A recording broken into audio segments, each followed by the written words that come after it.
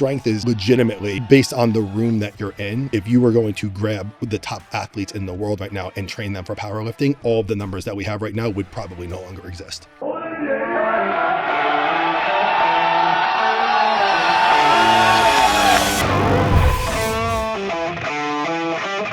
It's time to sit down, keep it real, and cut the bullshit. Welcome to Table Talk. Okay, Matt, with close to 2 decades around this powerlifting thing, where I want to jump off is we all have our competitive life cycle, right? If you were, because everybody wants to say if you could go back and change anything, right? I'm not going to go that angle. What I'm going to do is because now you can look back in hindsight and say, okay, this is when things really started to take off. This is when I was kind of like at your peak. Mm-hmm. Right when you started to get at your peak, right? So you've been through the beginner gains, all the other things are taken off because there's like 3 phases. And we'll get into this later because I'm curious to see if you see the same thing. There's the beginner gain phases. Mm-hmm. Then there's, I'm just trying to I'm figuring things out phase, mm-hmm. right? Then there's the next phase to where you figured things out, but now you got to figure out sleep and all the other things that you take for granted when you're younger. They come into play. Then there's this other thing, right? So right when you start to get at those peak competitive years before the wear and tear starts to accumulate. Mm-hmm. I mean, there's like hamstring pulls, stuff like that, but simple.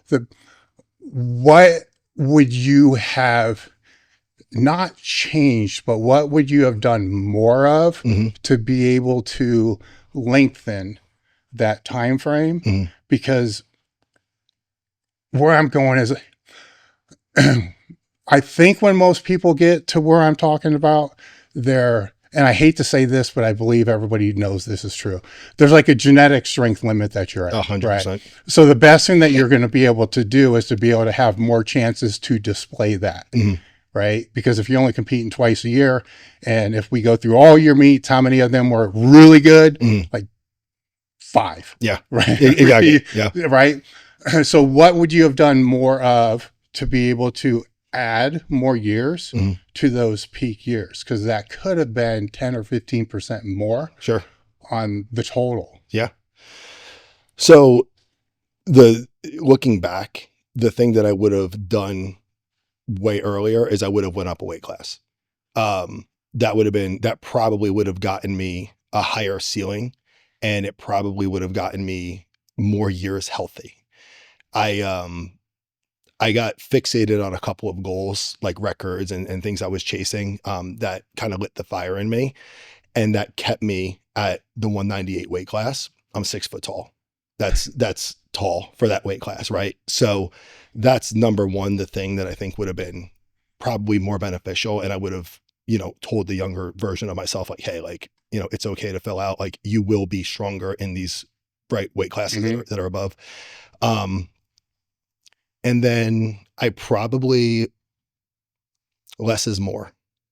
I think that when you're in your 20s and the beginner gains, they come quick and you're seeing PRs and you're not doing all the right things, but like you're in that transition where you're like, okay, nutrition's getting dialed in. I understand food now. I understand what my body responds to and what it doesn't. It was still trying to like do too many things at once. And if I would have maybe pulled back a little bit on like maybe the aesthetic piece or maybe like other sports I was playing at the time and really just focused on, less is more and focusing on the things that were actually getting me stronger and letting the other things fall away for that time period, that probably would have had like a pretty big carryover for longevity or even raised the ceiling for like, best output. Mm-hmm. So when you say other sports and stuff, what do you? So I grew up playing ice hockey. I was, pretty competitive. I played at a pretty high level from the time I was 10 until I was 17. Everybody has those aspirations of being, a mm-hmm. professional player. Typically 1 or 2 things happen. You either are told, you're not going any further, or you play somewhere that it lets you know you're not going any further. And both happened to me. Mm-hmm. So, but I still played as an adult because I love to play hockey. So turns out hockey and powerlifting don't necessarily mix. So no. that was a choice that I was bouncing back and forth with through a lot of like my younger years. That was definitely detrimental to hockey or to powerlifting. So you're the director of education for the USPA, right? So you've been through the competitive phase, and who knows, you still may go back. I mean, a meathead's always a meathead, and you're coaching now. So you've been in basically every role, throughout this sport that you can be in. But where did it start? Because you mentioned the hockey, right? So just the weight training in general. Yeah. When did that? Because I know you started to get in the industry, what, about 2003? Yeah. So I was, but that wasn't powerlifting though. It kind of all merged into like one thing pretty quick. I was managing a GNC at the time. I worked there when I was 17. My 18th birthday, they handed me the keys. And I was like, well, how do I, and at the time that was a very heavy commission job. So I was like, how do I add value to the customers? I was like, well, I'll write them workouts, right? So I'll write them workouts. They buy their protein and creatine from me, whatever it is. And I started having repeat customers, turned 18, started training people at a gym that was close. And then it was like this perfect like synergy because I would meet people in the gym and then, and bring them to sell supplements. And then I would, sell them supplements in GNC and then bring them to the gym. So it worked. The gym I was training at was, a powerlifting gym. It was a commercial gym, but like the owner was a powerlifter. He had a powerlifting team. It was squat Sunday, bench Saturday. And, it was one of those things like, you can't train with us till you're strong enough. It was all older guys. They're all in their 30s and 40s. So, I admired them. I aspired to be. So what's strong enough? Yeah. Well, so in my case, it was, I had to be able to deadlift 405 for 5 reps, squat 405 for 5 reps, and bench 225 for 5. Then I can go train with them. But even still at that time, they're like, okay, you can train with us, show up on Sunday. Well, I just had to load plates. They didn't let me touch a bar. Yeah. You know what I mean? It was don't speak, listen. Right. So that emerged into, over time being able to actually train with them. And that's how I got into the sport. But I was always strength training, because of sports. It was just, the wrong way as, everyone does in high school. And so it really kind of transitioned from, I'm not a competitive athlete in hockey anymore. What do I do? What is powerlifting? What are these guys doing? They're going to competitions. What are they doing? And then all these guys were jacked, right? They all had, sports cars and like kind of this lifestyle. And I was like, oh, this is cool. Pretty wives, right? Yeah, like, sports cars are not from powerlifting. Right. So I was like, oh, this is cool. I'm like, okay, I want to do what those guys are doing. And it just kind of, merged from there. How? Because you're dealing, it's interesting because 2010 is what, 16 years ago, something like that. To me, that's not that long ago. Yeah. But to you, it was like the beginning of the whole thing. But the environment that you're talking about is interesting to me because at that point in time, I thought that was already gone. No, it wasn't there. Right. And they did a good job. It's, they had the crew, you know what I mean? They had 8 to 12 guys that were their core. And again, in hindsight, like the training wasn't great. But the being coached in the squat, bench, and deadlift was right. So, it was go heavy, go hard, go home. Right. But, I learned how to lift weights from people who were very good at lifting weights. Is this raw or single ply at the time? And so I got into the sport single ply because that's kind of what it was. Yeah. Then I transitioned to raw with wraps. And then I did some raw knee sleeve stuff, but it's really hard to kind of go back, like regress that far. Like I enjoy equipment. I enjoy the skill of equipment. There's, obviously raw has taken over and raw with sleeves, but I enjoy the problem solving and like the skill set, with equipped lifting. So that's where I started. So I kind of bounced back and forth, but single ply for me is home. While it's not optimal what you're talking about, it is how a lot of the crews would operate, where there's a designated squat day, designated bench day. It's different, but they typically always kind of felt like Friday is either weekends or Friday night. Yeah, Friday night, something that everybody could make no matter what work schedule was, which creates a weird situation because now you're throwing all 3 lifts over a 3-day period or a 2-day period, which takes a little getting acclimated to. There's an art to be able to kind of pivot around all that, where I guess I'm jumping way ahead here.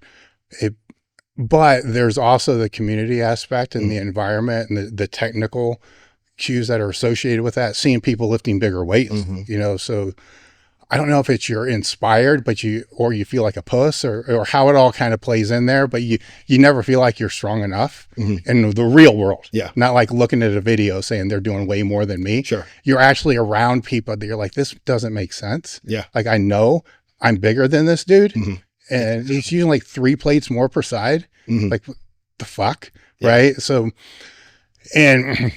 So you take that, then you can contrast that to, now what if that was optimal or a better optimal for whatever that is.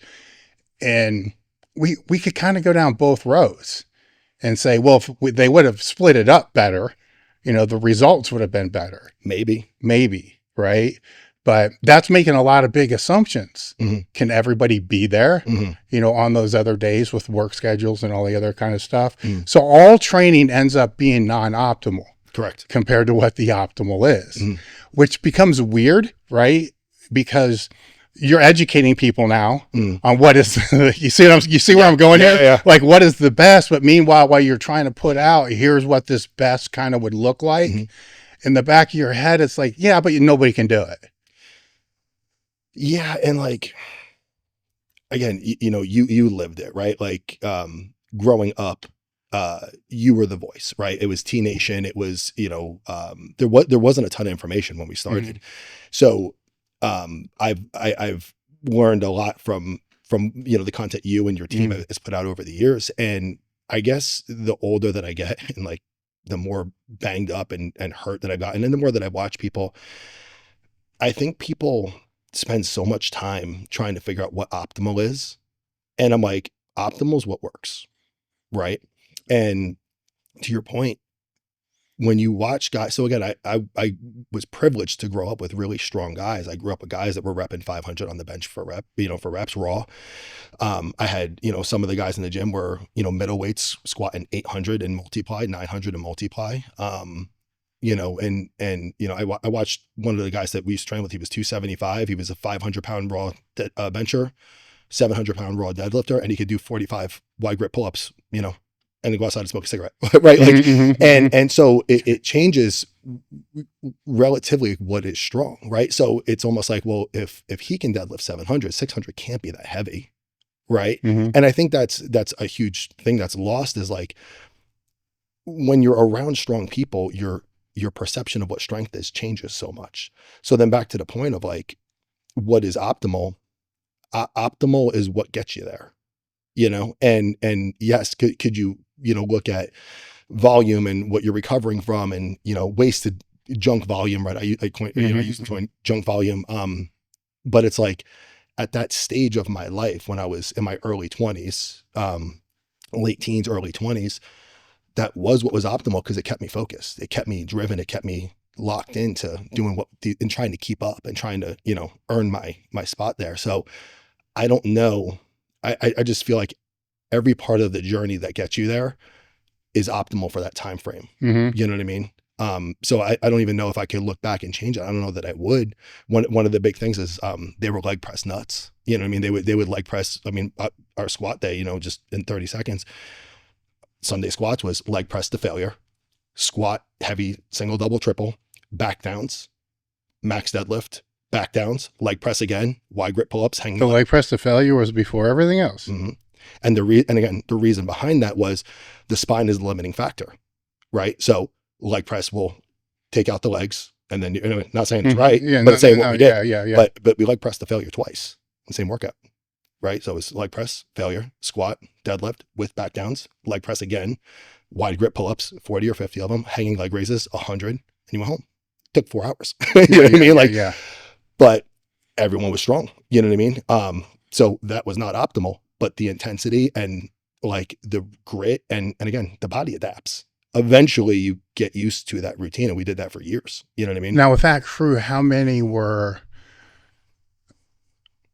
because you can look back on it differently now, right? So when the first powerlifting gym I was put in, I was like 14 and they were strong, right? They weren't at the national level, right? Like police Olympic level, but not to because back then it was just the USPF. So nobody was going to the USPF nationals, but there may be 1 or 2 elite totals that were in there.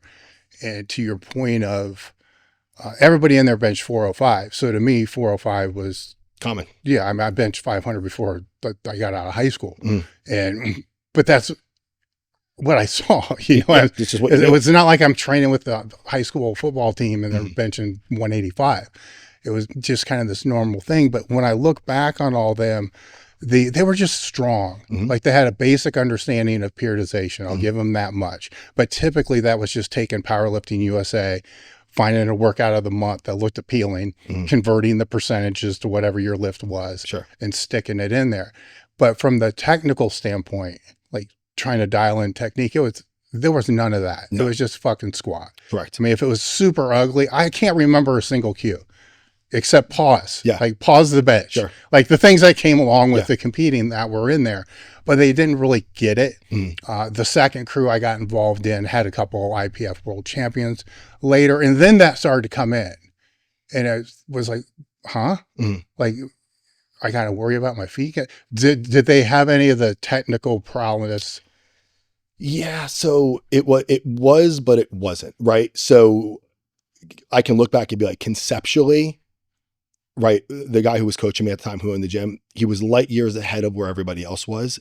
But because there wasn't really like the data out there and the education out there the way that there is today, the cues were wrong. But it was a weird time. Yeah. So again, like it was the arch your back cue. You know what I mean? It's sit back. Oh yeah, I was part of that. Right. So, but no one talked about bracing. I may have created that. Yeah. And the reason I say it's a weird time because the information that would have come out then would have been like PLU, like Powerlifting USA magazine, right? Yep. So basically what was happening was if it was Ernie Francis' gym or Louis' gym or anybody's or Ken Lice or whoever was writing at the time, they were writing whatever cues that they were using with their group, right? So with the arch thing, the way I kind of saw that unfold and unpack was we were using that, but we had 2 liters for erectors. Same. Right. So we weren't really arching. We were just packing our lats. Correct. Right. It wasn't until I started giving seminars many years later and I had somebody that's like 6'3", 180. Like, what the fuck are you doing? They look like a banana. Yeah. Right. And like, well, that's what you said. But that's what I'm saying. It's around that 2010 time though, you would have a lot of that information that's being put out because this is what's being said here. Right. But it's not there. So then you'd have the conflicting information. Like this is all wrong. You have to be able to do this, which would be so far counter to the other side that it's a weird space to navigate, especially if you're just trying to learn online. Right. Right. So you're falling right in that space. Exactly. Well, and what's funny, you said the 2 liter thing. So when I started powerlifting, I had low back pain for 6 months. Right. And again, I was an athlete, right? So I was strong. I was very explosive by the nature of my sport, right? So I was able to use that. And even still today, like, I'm not someone that can grind reps. I either get it looks like an opener, even if it's not, or I don't. Like there is no in between because I'm a very explosive lifter. I had back pain for 6 months straight. I was getting 2 massages a week. And again, I'm 19, 20. And I'm talking to the guys at the gym. I'm like, dude, my back is wrecked. They're like, it'll go away. And I'm like, and I trust these guys, right? And I'm like, okay, right? Like, and then one day, we end up going to the beach, and I was with a group of my friends. I'm like, guys, like, look, you're back, and I was like, my back, what? And they ended up taking a picture of it, and my erectors were 2 liter, you know what I mean? I was like, huh, that's new. Didn't have any more back pain. Also, when in this time, and I was like, huh, right? Now looking back, the sit back arch cue, it developed erectors that my spine was bulletproof at the time. Fast forward, we start getting into some of the knowledge base that we have now in the education space. And we went through this really weird transition where there was a point in time where people like hamstrings are not involved in the squat. Right. Yeah. And so I had a buddy of mine, who was, a very good, well-known powerlifting coach. And he's like, your squat would go up if you leaned into your quads more. And I'm like, oh, okay. I'm like, well, maybe I trust this guy. He's a friend of mine. I've been doing the same thing for over. So I spent like 3 years trying to pattern my squat into my quads. Cause I was lifting raw reps at the time. and my squat was going down, down, down, down, down, and my back pain's going up, up, up, up, up. And I'm like, but I'm buying in. I'm like, this is going to work. And I'm doing all these bracing things. Now I'm in like these complex, things, trying to like stabilize my QL and make sure that my hip flexors aren't tight and my psoas is right. And ultimately I end up being like, you know what? I'm like, I was squatting way more raw and single ply and in sleeves when I just had big, thick erectors and a big, thick core. And I was sitting back into my hips and glutes because that's the natural movement pattern for my body and being explosive out of the bottom. So we had to go back. But that was, in that time frame where I was kind of in my peak, I'm like, I'm always someone that's like, hey, just what got me here won't get me there. Mm-hmm. So I'm willing to always go back and start from scratch to rebuild for a better ceiling. But also like at the time, like that's probably another thing. Like, yeah, don't do that. Like this is how you move. This is how, you've always been a pretty good squatter. Probably don't fix what's not broken. You know what I mean? But that's the problem with so much information being bombarded with everybody now is you have to really discern, what's applicable for you or your clients or your coaches and what is just kind of noise, you know what I mean? Most, yeah. Yeah. So most. That's been one of the changes, I think. Yeah. If what I'll tell people is you're around this long enough, unless it's really stupid, there are things that are really stupid. Yes. there are ridiculous, and they're pretty obvious to spot. So I give people more credit than most do.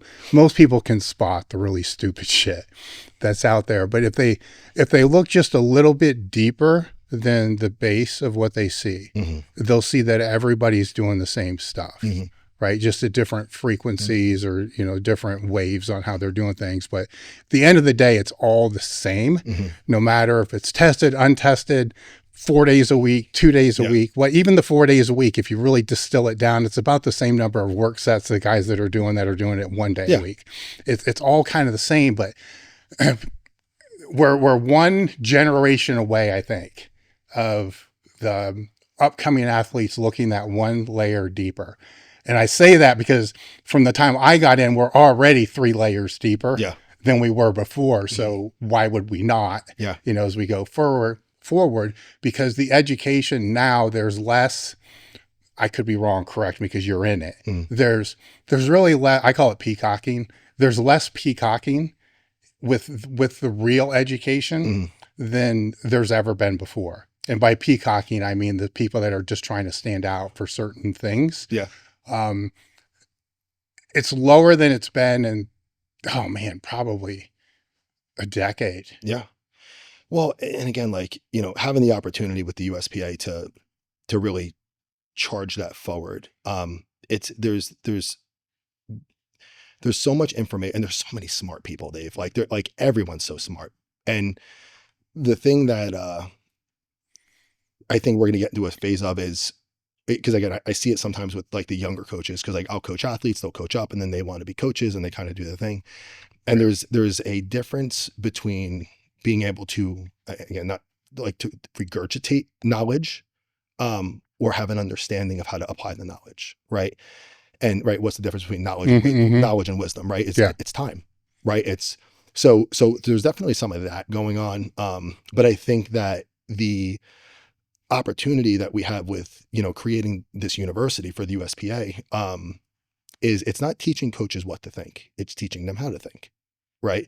It's teaching them how to problem solve and giving them like framework of, we're not like, everyone wants a template. Everyone wants the right exercises, like the sets and reps and how to do that stuff. But if you're that granular looking for those answers, it's almost like you miss the bigger conception of how coaching is supposed to work. Right. So that's what I'm excited to be a part of is I don't want to be the smartest guy in the room. Right. I very rarely think that I am. But I think that being in the industry as long as I've been is as I'm understanding the gap more, and there are so many great coaches out there and there's so many really brilliant minds in our space now. What I've been seeing is that people will follow their favorite person, influencer, coach, whatever. And then they will say, this exercise is great, right? Or this concept is great. And then it will trickle down. And a lot of it's great information, but the coach who said it has an understanding of how to apply it. The person who's regurgitating only knows what they said. We live in some crazy times right now where there's not a day that I don't go on the internet and I see some BS crap about this research study or this research study. This isn't new. I've been in this industry for 4 decades. One thing that's helped me is 8 years ago, the mass research review started and became a godsend. The mass research team are professional researchers that are also meatheads. So they've done this great job of being able to take all these topics and put them into this research review that I get every month. I'm excited to partner with them. I spoke with Eric Helms about this on the podcast. It's simple, it's easy.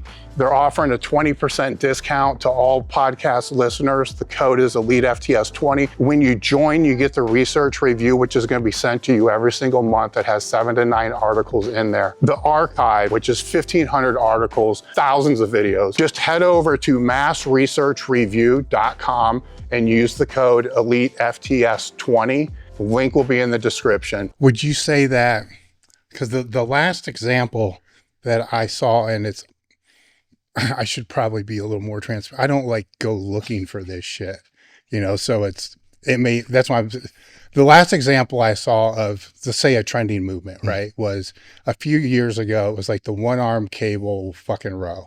Like, it was like the big thing. Like, before that, it was like the can learning how to brace. Yeah. Like these things come through, but I can't think of anything beyond like that 1 arm, because when they hit, it's like everybody's doing it. Yeah. And it's like, really, man, like, just fucking row. Are those things still happening today? Well, I think that, like, there's like terms, right? For a while, thoracic extension and mobility was right. Yeah. And then it's scapular depression, right? And it's like, and these are all good things. Like, they're not bad things, but it's like, I'd like to have an opportunity to get in front of coaches and be like, hey, just because you have a new hammer doesn't mean everything's a nail, right?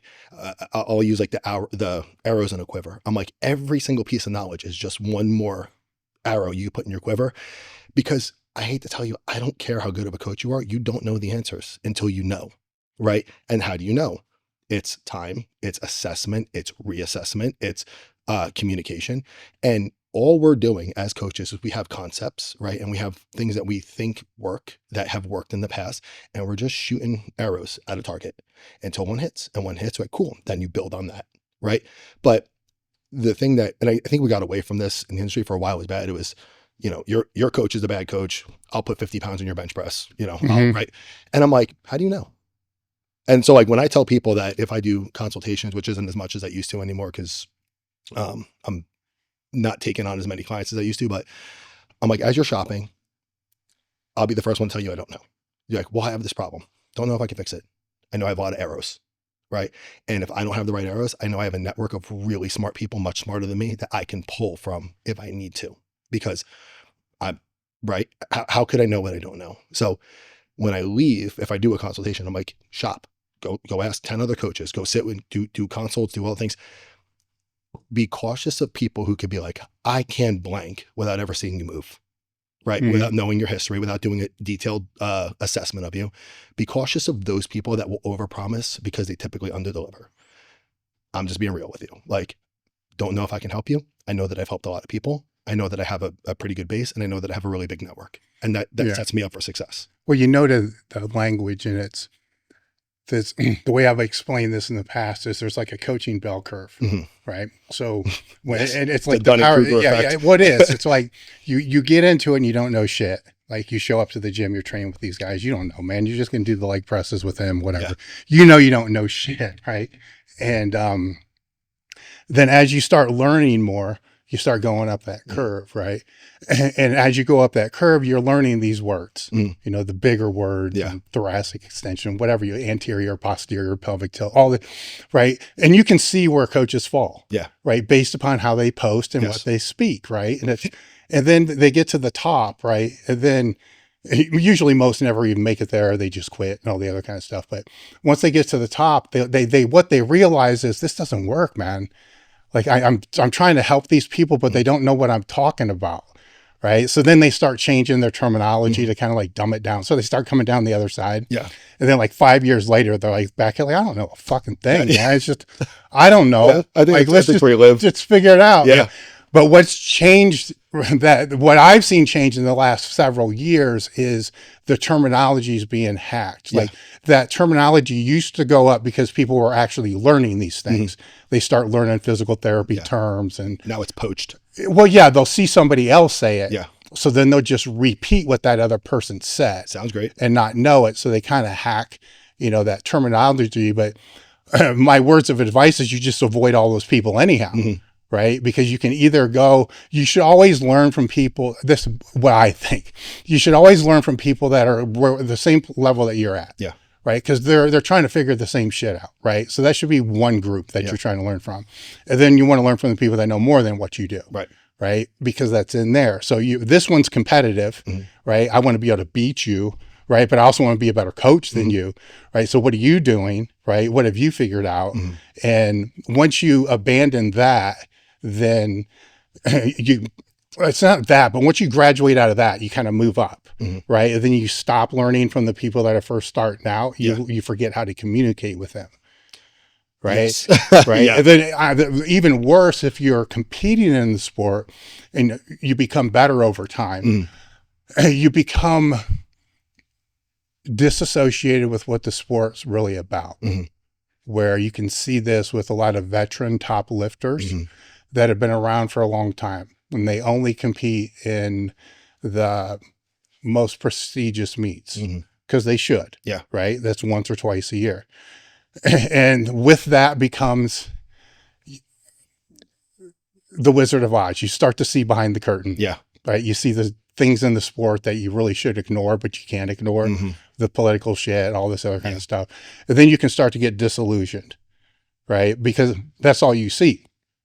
Right, is all that stuff there. And then your gains aren't coming the same way that they did. Yeah. Because now it's more about just staying healthy, at that level. And you get pulled more into the politics, right? Because you're more frustrated because you're not being able to make, you've probably gone through this, by the way. Right? Every lifter I've spoken to has gone through this.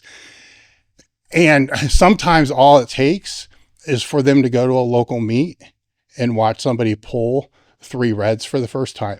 Yeah. Right. And they're like, oh, fuck. Because you see how excited they are about that. You're like, this is why I do this. Correct. It's supposed to be fun. It's supposed to be this, it's about the PRs. And I'm sure this is true in any professional sport or any sport. The higher you move up the level, the more you forget why you started doing it in the first place. Yeah. Because you start doing it for all these other reasons. And it's the coach's job to be able to kind of mitigate, all that. But sometimes that doesn't necessarily happen because as they work up, you're getting more granular to be able to do that. And then they get disillusioned, right? So do you see that happen? Just to validate what I'm saying. Yeah. So it's, when I talk to, right. So training my coaches, right. And training coaches in the industry now is really a passion of mine. It's what I really enjoy doing. A lot of what I focus on. So it's funny, people getting into the space now, coach wise, they have a pretty good understanding. There's so much information out there. When you're passionate, you find a way to educate yourself. Right. Talking about this part of it is what's not talked about, right? The business part of it is not talked about, but it all ties together. When I talk to our coaches and I'm like, typically what I have found over the 20 years of coaching athletes, athletes are typically on a lifespan, right? So we use I use the hourglass analogy. I was like, when you start with a client and you start with a lifter, you flip that hourglass. Almost everybody makes it a year because of newbie gains, right? If they make it past the first year and they're still hungry, they'll typically make it to 3. If they make it past 3 and they're still wanting to keep going, but in that 3-year mark, things slow down, plateaus happen, first injury happens, right? Like, hamstring, lat, herniated disc, right? Whatever it is, or whatever. If they make it past 3, they'll typically make it to 5. If you get somebody who makes it through 5 years of competing and they still and in that 5-year mark, now typically something in life has changed. Job, family, breakup, buy a house, right? and they still kept this as a priority, they're probably going to be a power lifter for a very long time, right? So during that whole ebb and flow and like the psychology that goes through that, because, you know, your first PR that matters to you, right? And 2 plates matters and 3 plates matters. But along the way, something matters and you hit it and then you go, then what, right? That's when you start to see people start to get a little bit squirrely. So it's like by that 5-year mark, typically people come back around and they plug into why did I start this? And then they typically start to become a leader to help others because they feed off of, right, that first 2-plate pull, 3-plate pull, right? I feel like that has to happen at some point. You have to find a way to give back to the sport and plug into what the sport is meaningful if you're going to be a long-term lifter, right? Powerlifting for me, right? I've been in the sport now for 20 years. It has given more to me than I could possibly take from it. And it has beaten me up, right? We'll go through the injuries later, right? When you step out of it and you step out of yourself and you stop looking at records, numbers, dots, PRs, status, right? And you start to remember a little bit of like what that environment was. Cause typically when people start powerlifting, like we're not all normal people, right? Yeah. Like there's a reason we're here and we're doing something that we know is like probably going to fuck you up for life, right? And yet we continue to do it. And not only that, we find like-minded people to do it. Some of the best relationships I have in my life were met under the bar. And I'm sure same for you, right? After that 5-year mark, I think you really start to have some perspective of that. And either you switch to another sport, you go to bodybuilding, CrossFit, badminton, I don't know. Or you're like, this is bigger than my last meet, right? And those people are the ones that are going to have the impact in the sport that I hope to have. And you've had obviously. And, but I think if that change that you're talking about doesn't happen, I don't think you last in the sport. I think you become I don't want to say bitter, but I think you find something that drives you away from the sport. I think there's like a bridge at that point where, because figuring out why you're doing it is real tricky, right? And I'm not sure.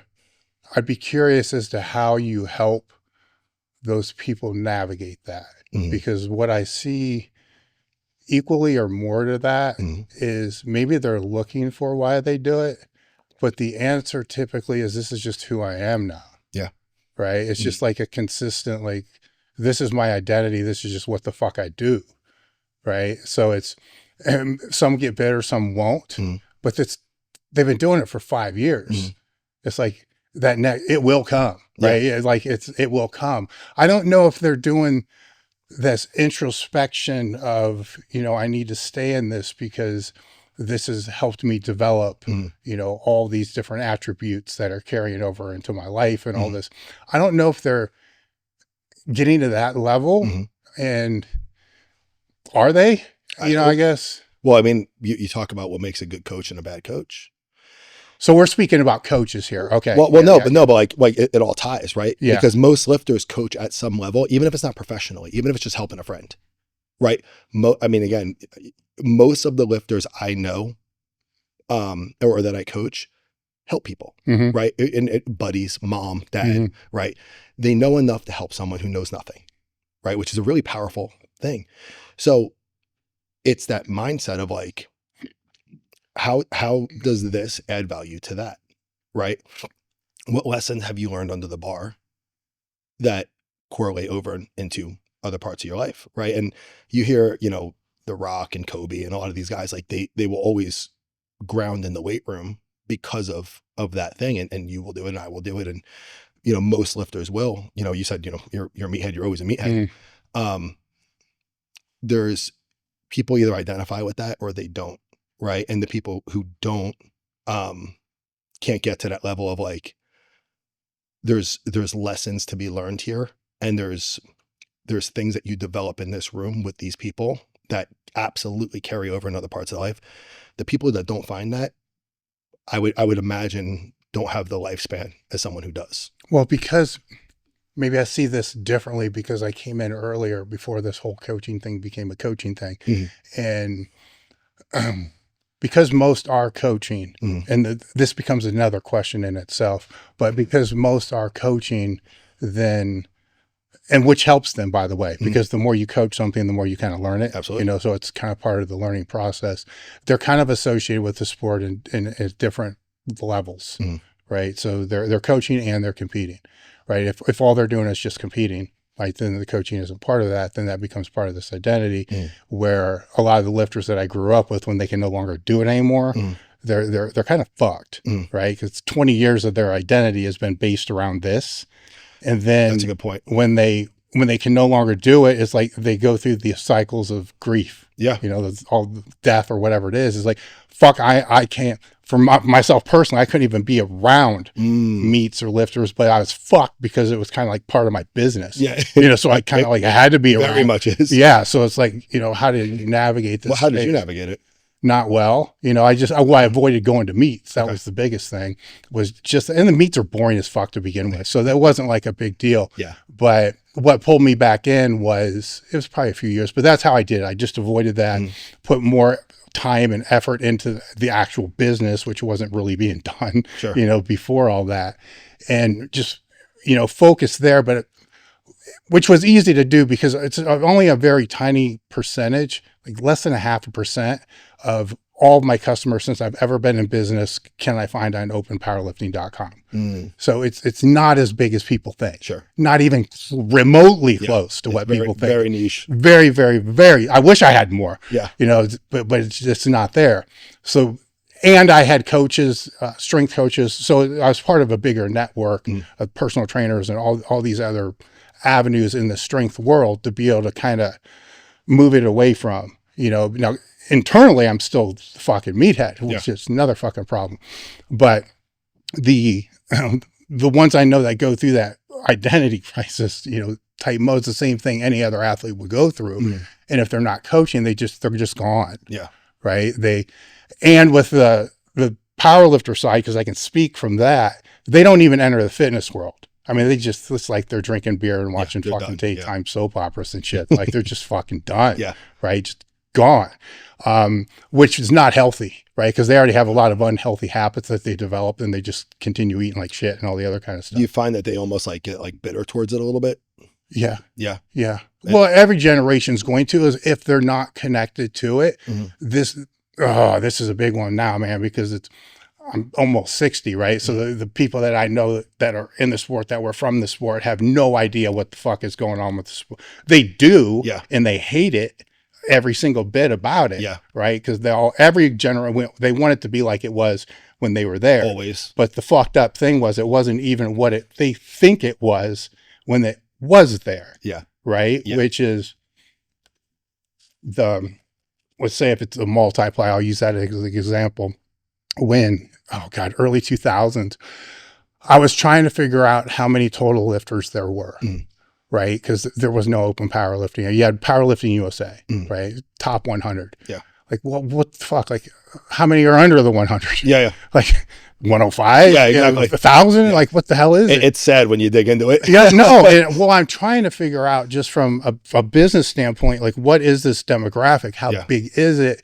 All these other things. And the closest I could come was using the number of subscriptions to Powerlifting USA, knowing that was going to be inflated because strength coaches and some were being sent to grocery stores and shit like that. Federation memberships of federations that would tell me which was like the one I was a part of at the time. Yeah. So I'm like, okay, if the IPA has 1,300 and the other non-tested, the APF probably has 1,300. Yeah. And there's people that are both. And I figured I guessed it to be like 18,000, maybe 20,000, and made a post about it. Then Ricky Crane reached out to me and said that he'd figured it's about the same. So I'm okay, there's 20,000.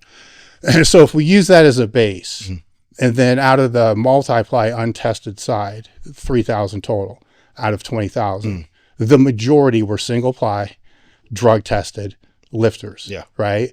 Where a lot of the lifters that come from my generation, right, say Gen X lifters, will think the majority, and they'll tell you, I'm sure you've heard this, the majority was all multiply. Yeah. No, it wasn't. It wasn't even fucking close. What was it? Single ply? Yes. Yeah. Because if only 3,000 out of the 20,000 were multiply tested federations, the only other federations were the single ply IPF based drug tested, federation. So the single ply always had more lifters. They may not have had the same press, right? But the press was fake back then, the same way the press, kind of is now. So it's now what happened is everything grew, right? But that sector didn't. So say multiply hasn't died, it just hasn't grown. Right. It just stayed the same, where the other one's gone up to 200,000. Right. But so a lot of the lifters will still see and say, oh, it needs to go back to like it was then. And it won't. I mean, it costs $2,000 to buy all this shit. Back then it cost like $100. Oh, really? Yeah. I mean, you could get a squat suit for $30, breeze for $15. So the cost of entry is very prohibitive. It's not that way anymore. No, but it's things are never what people think they are. Right. Even today where it was last week I was looking through open powerlifting, because the sport's gotten stronger. Anybody that says that it hasn't, they're not paying attention. It's gotten a lot stronger. But I got curious as to once we get out of the top 100, is it? So now I'm looking at things like 1995 compared to 2025. Yeah. And back then you got to look at single ply because there was no raw with reps. Yeah. Single ply, it didn't do a lot. It's more wraps than it was the single ply gear. Right. It was only maybe a 50 or 100 pound difference to break into the top 100, which now you get to the top 20 is huge, right? Yeah. And so the bottom 70% are probably just as strong as what they were 30, 40 years ago. Yeah. Which is crazy when you think about it. No, it is crazy because you would think, and this is the coaching would make that better, right? But those people typically probably aren't having coaches, right? People aren't going to hire a coach until they get maybe in the top 50%.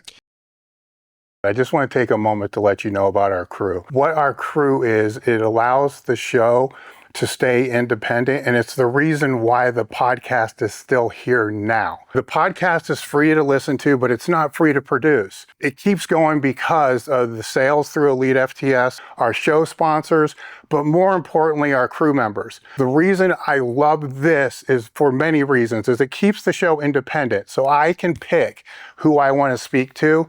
I can pick what topics I want to speak to, and I don't have to be accountable to anybody. I just go off what the crew members want and what the audience wants, and I don't have to deal with all the other bullcrap that's associated with the podcast world. In return, what you get with the crew is ad-free episodes that are released a day ahead of time. You get access to our Discord community, which has AMAs, like 60 ebooks. We try to put a new ebook out every single month. Access to our coaching community with form checks, training Q&As. It also gives you invitations to our training retreats that are out here in the gym once or twice a year. 76% of all the people that joined in 2022 are still members now. Right now, you can either go month to month or get 2 months free with an annual plan.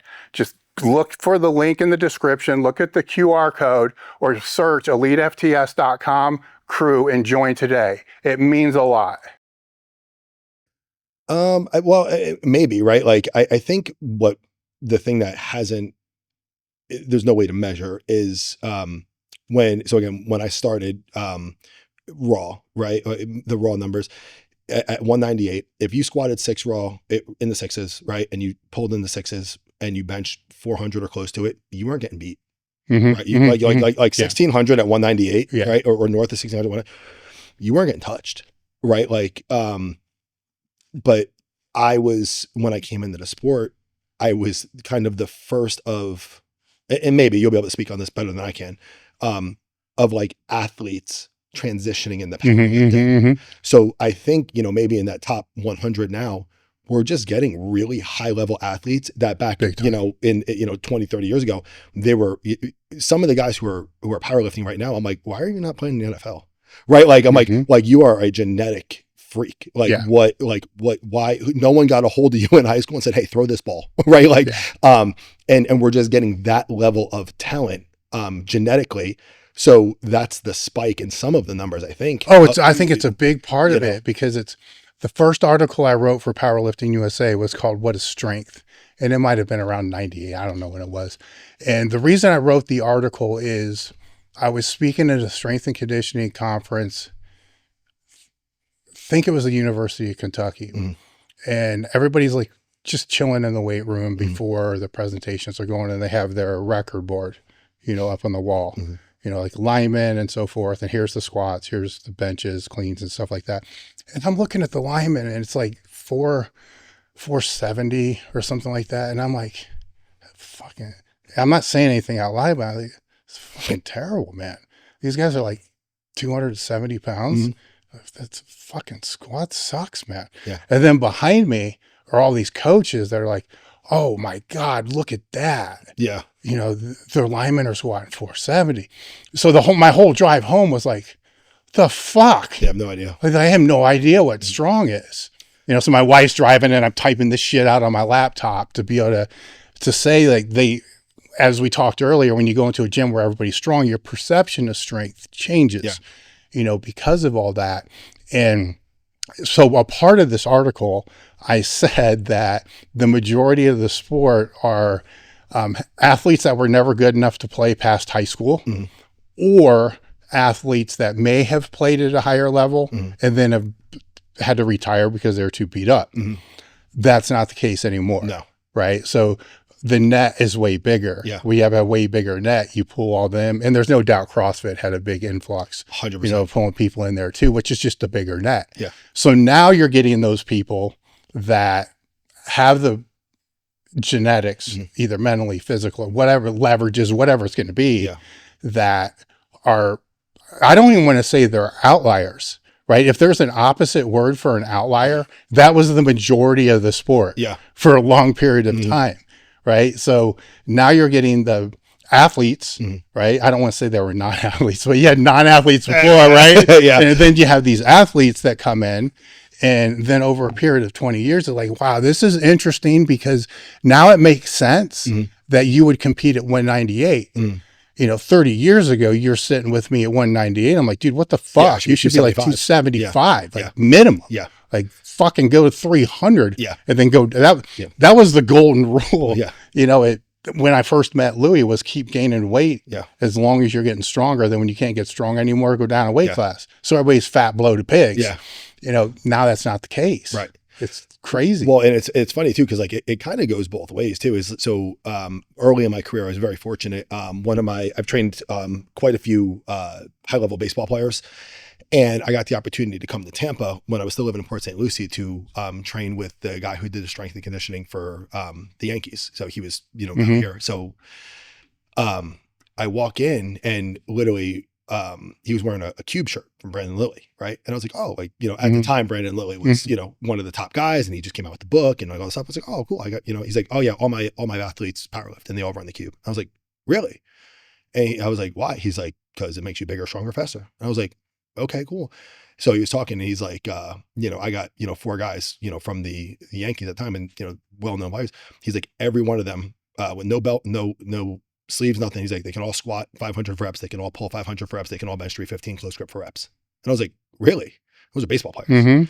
I got a guy right now that I was coaching. He's a former NFL player, and we're talking about like old numbers. And he's like, yeah, he's like, my best squat, and when I was playing was 800, and it's with a belt. You know what I mean? And like, 500 for reps on bench, stuff like that. And I'm like, so strength is legitimately based on the room that you're in. Like, if you were going to grab the top athletes in the world right now and train them for powerlifting, all of the numbers that we have right now would probably no longer exist. Right. So, but we're just starting to get that trickle effect. So I think it's going to continue to go that way, especially as powerlifting like starts to have some monetary compensation and a little bit more notoriety and fame and stuff like that.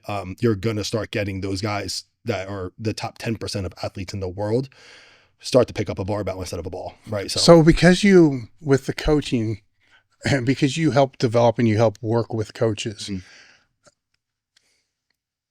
obviously my views on this have changed over years, right? Yeah. Because when it first started, I'm like, fuck all these, it's just stupid, right? And then you meet more and more coaches, especially in the online space, because I really hated that, and It's hard. Well, I start to meet people that are having progress, and you start speaking to people that are having progress, and it becomes, well, I can't say this is not working, right? Because everything that I'm seeing shows that it is, right? So, but you mentioned earlier that people will start coaching after only being in the sport for 2 years. And if we just look at this from exclude the competitive powerlifter, exclude all of that, just look at it from a business, right? Is that really a bad thing, right? Because if they got to start with somebody, they got to start at someplace, right? And if they wait for 10 years, ebooks used to be a thing. You mentioned Brandon Lilly. Yeah. The number of sponsored lifters I used to have that would have fucking 20 all-time world records and tell me, man, I don't think I can write that book yet because I haven't got the record yet in this next weight class. Right. And they just keep waiting and waiting and waiting. And meanwhile, they would bitch about these other people that have no experience that wrote this ebook. But that's what created the space for the people with no experience to write the ebook, because there was nothing in the space. Yes. And that person's first ebook after the 2 years or whatever probably didn't do very well. But now 10 years later in their 9th ebook, they're 9 books ahead of what that other person's even done. So they figured out how to market it and all these. So it all comes together for them, which pisses the other person off even more because they don't have those credentials. Yeah.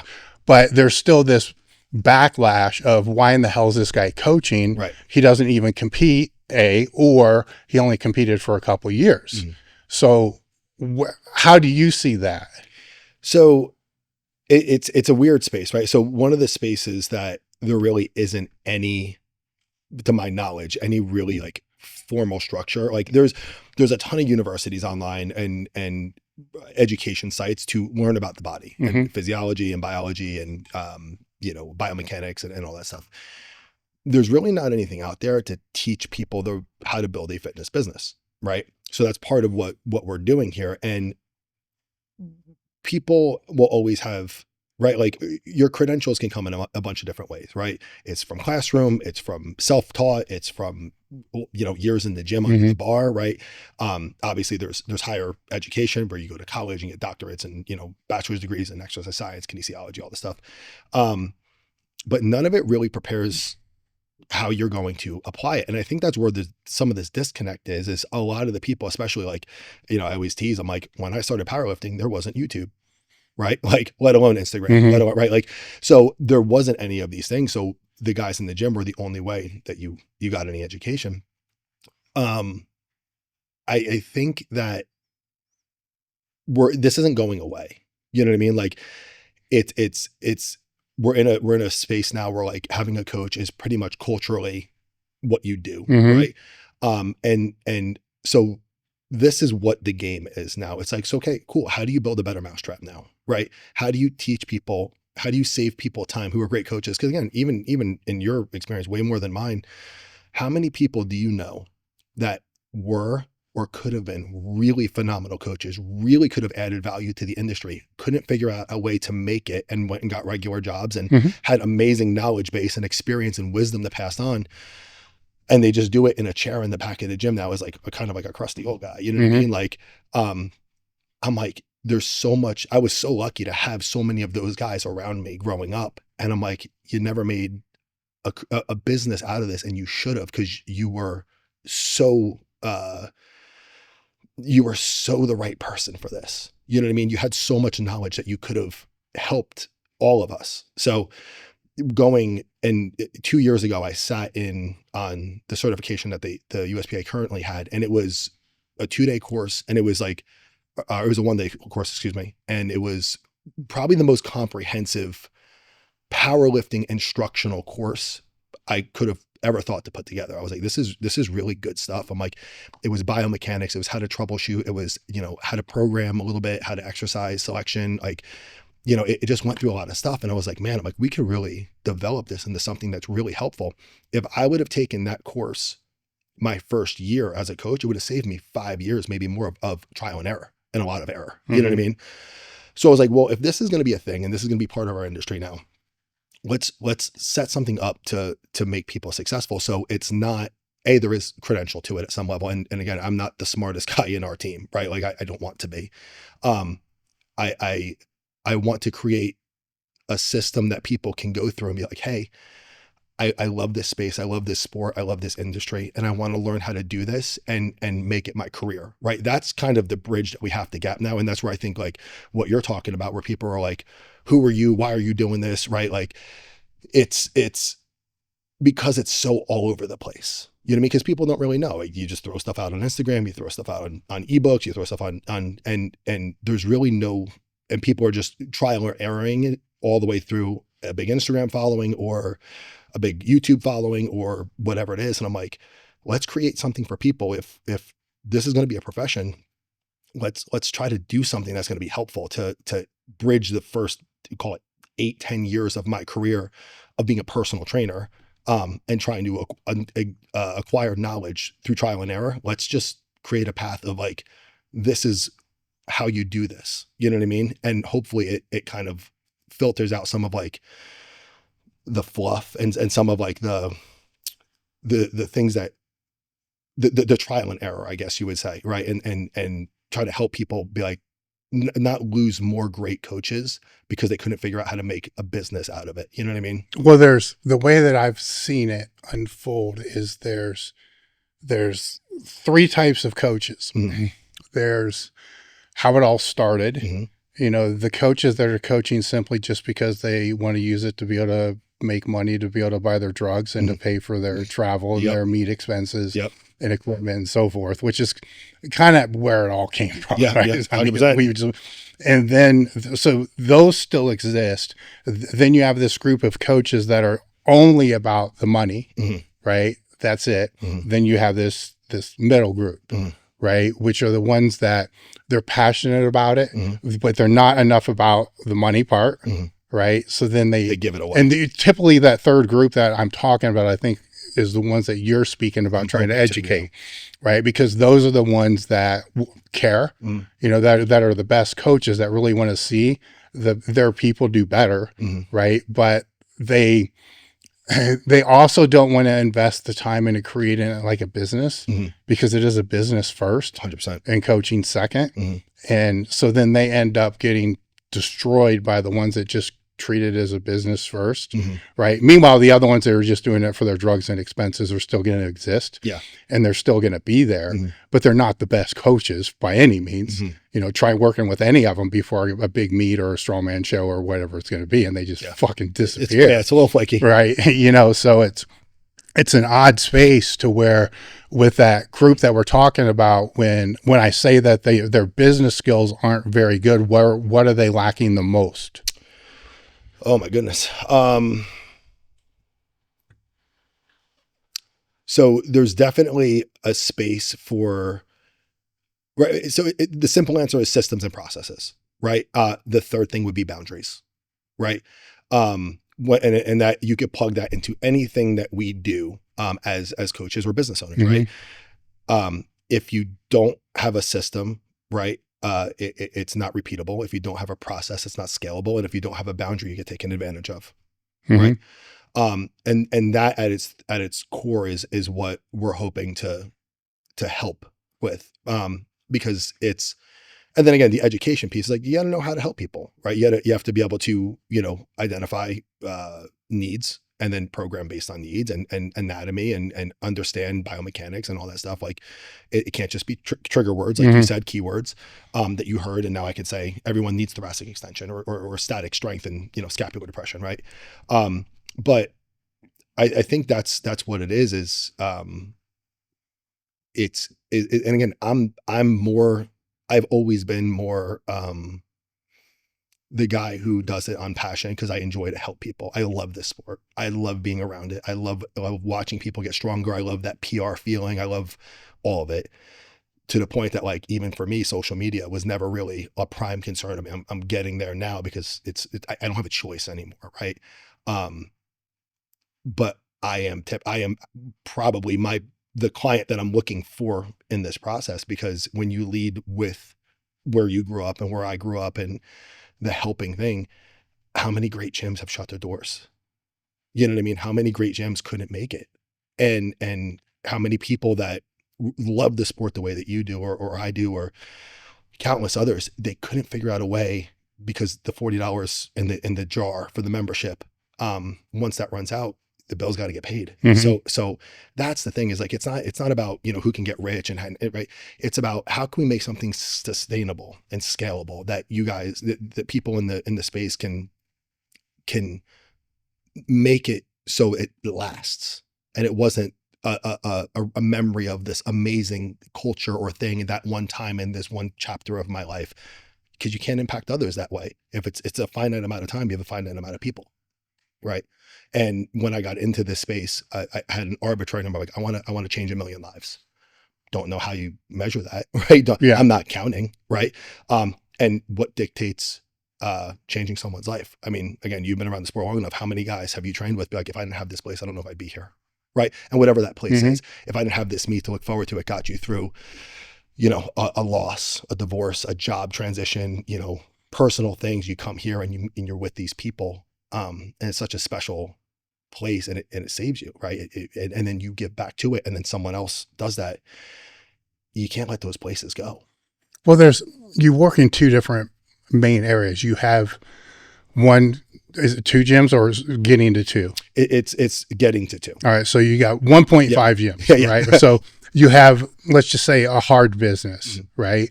Which, in a hard business, there's realities that you're forced to, like the rent there. Yeah. I mean, there's hard expenses that come with that. No matter what you try to do, they're there. And then if we call this online space like a soft space, right? Like, what really are the expenses? Your Wi-Fi connection, and they're vastly different, right? Which is really, it can get really frustrating if you work in a hard space. Then you're watching a lot of the educational content on how to, build a business, which is online, because you're looking at this like, the fuck you talking about? Like, that won't work, right? And so when you're trying to, it should be easier for you, I guess is what I'm saying, to be able to go into this soft space, to help people in the soft space, to be able to say, yeah, this is great. You're making what, $2,000 a month, but act like you actually had to pay somebody, to be able to do your administrative work. Yeah. And that person that you had to pay is going to cost $3,000. Yeah. Well, you're making $2,000, right? So how are you going to make now $5,000? So this one thing can be delegated, because everybody likes to talk about delegation that doesn't actually have to pay people to delegate to. It's our whole. You get what I'm saying? Delegate this, delegate that. Like, you motherfucker, you realize to who and where's the money going to come from to pay them, right? So the online thing becomes extra income for a lot of people. Yeah. Right. And that gets weird too. Right. Because to really build a business, you need to either be all into the business or be forced to be all into the business. When the gym is your only source of revenue, you have no choice but to be all into it, no matter how bad it gets. Correct. You got to fucking figure it out. Yeah. Where if you have this other revenue source, then how do you not dilute it? You know what I'm saying? Because then it would be easy to be able to say, oh, fuck yeah, this, instead of fixing this issue over here in my hard space, I'm just going to pull, 1,000 from here to be able to put it over here to be able to pay that. We're just going to call this one, income. And you get where I'm going? Yeah. So, well, but even like still, like, it's shocking. And again, like, I've had the opportunity to consult for, a few other gyms that, just guys that I know that, are trying to do it. And it's like, they don't know what a P&L is. And I'm like, okay, well, you have a brick and mortar. I was like, so let's talk about fixed expenses. Let's look at variable expenses. Let's look at, your rent's going up. There's right. The market's changing. You have an equipment repair budget. Like, there's, do you have insurance? Are you paying workman's comp? Like, there's just, like, there's all these things that people go, and I'm like, okay, well, there's a space for some help here, because, this is real. And this is why, you lose really, really great gyms and trainers. And then it becomes like, oh, I'll just do it part-time and do that. Well, a part-time coach, not knocking anyone who does anything, but I'm like, there's a difference between doing this as a hobby and a profession. And I was like, if there are people out there that are capable of doing this as a profession and they want to, there should at least be a roadmap to get there, but that I think is, and then again, the brick and mortar and the online, I hope, my thought is, as we get more and more to AI, and like, there's a lot of online coaches and stuff like that, AI is taking over a lot of this stuff, right? The personal connection is getting removed more and more and more. Yes. And it's like the training environments that we grew up in, that is likely going to come back at some environment, at some level, because it's going to have to, because we're wired for connection. We're wired for interaction. And it's everything. I mean, you don't go to the grocery store anymore, right? You go to Amazon for everything. Like so the less and less human it is, I'm hopeful that, our space is one of the places that people start to dial back into for connection and people. But those places have to run, and you got to pay bills. And I mean, like, I'm curious, obviously over the years, you guys have evolved a ton, right? As far as what we were looking for. How did you know, as you were going through, all of the transitions between COVID and the equipment changing over, we were talking about it before, and being in the education space and all this stuff, how did you navigate a lot of those changes? Because I mean, you guys have been, a leader, for decades now, Dave Tate here from elitefts to talk to you about bands. We've been a supplier of bands for almost 2 decades now. So I've known my way around the band landscape. When I'm talking about bands, I'm talking about floss bands, long bands, short bands, bands you can use for resistance training, mobility training, body weight training, and flossing.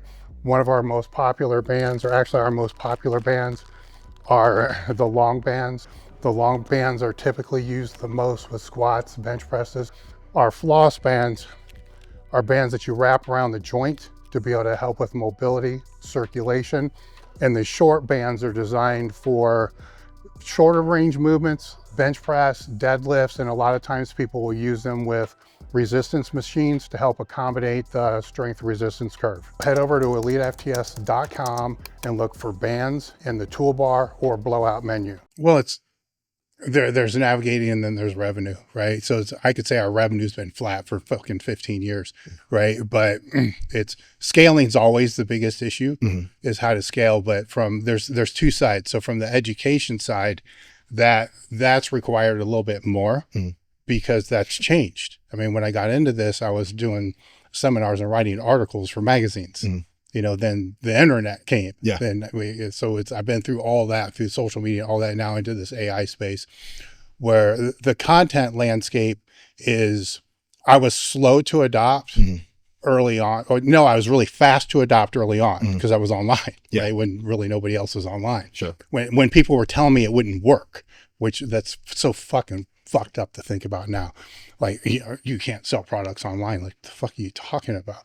Then I became slow to adopt. Yeah. Right. Because technology's changed, and they change fast. And right now they're changing exponentially fast, so that I learned my lesson from, to kind of stay on top of all that, because we don't charge for our education. Right.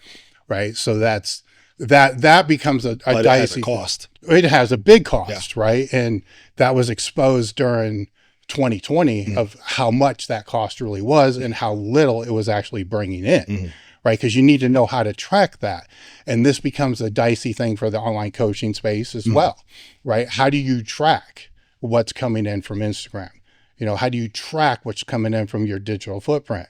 Does it even matter? Right? Because I know coaches with less than 3,000 followers that make a hell of a lot more money than coaches with 500,000. Right? So it's what metrics really matter. And that's really hard to figure out. It's almost impossible to figure out.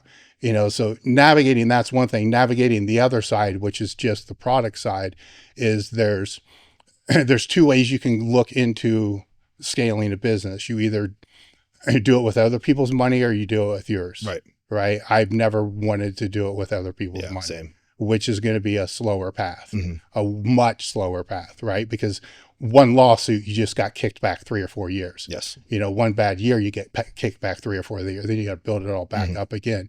And if I was to do it all over again, if I knew what I know now back then, I would have done it with other people's money, right? Because I would have been confident that I could do that. Yeah. Which would beg the question, like, why don't you do it now? Yeah. Well, maybe I wouldn't. You get what I'm saying? So it's a weird thing, but it's just, you got to pay attention to who the customers are, which not who the demographic is, especially if you're on social, because you can look at your Instagram, your socials, and see what the age, and you can look at all that.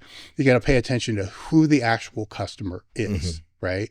And if I'm looking at who my actual customer is, I'm still fucking up because I'm putting out way too much powerlifting content, right? But there's more people who are what we would have called in 2010 closet bodybuilders, you know, people that bodybuild but don't compete. Sure. Right. Well, we have closet powerlifters at a massive scale, right? So maybe there's 200,000 on open powerlifting. There might be 1 million, you know, people who train like powerlifters that train for strength that really don't care about the aesthetics. What are they asking for? The same thing everybody else wants. They want to get stronger. You know, they don't want to get hurt. You know, they're probably too scared to get hurt, you know, which is a dicey. It's the same thing you got to walk, right? Where you don't want to tell somebody you're destined for injury. You want to do everything you can to prevent it, but kind of at the same time, you stay around it long enough, something's going to break. Something's going to break. It's just kind of how it navigates through. But if you listen to that base, you know, in surveys or however, normally it's not going to be comments. It's not going to be, because if it's a comment, you got to validate, is this person even a customer? Sure. Which every like ridiculous comment I've had over the whole entire time, 30 years, the worst ones and the worst reviews that have ever been posted were people that were never customers. I know for a fact because I looked them up. So it got to a point I don't even pay attention anymore.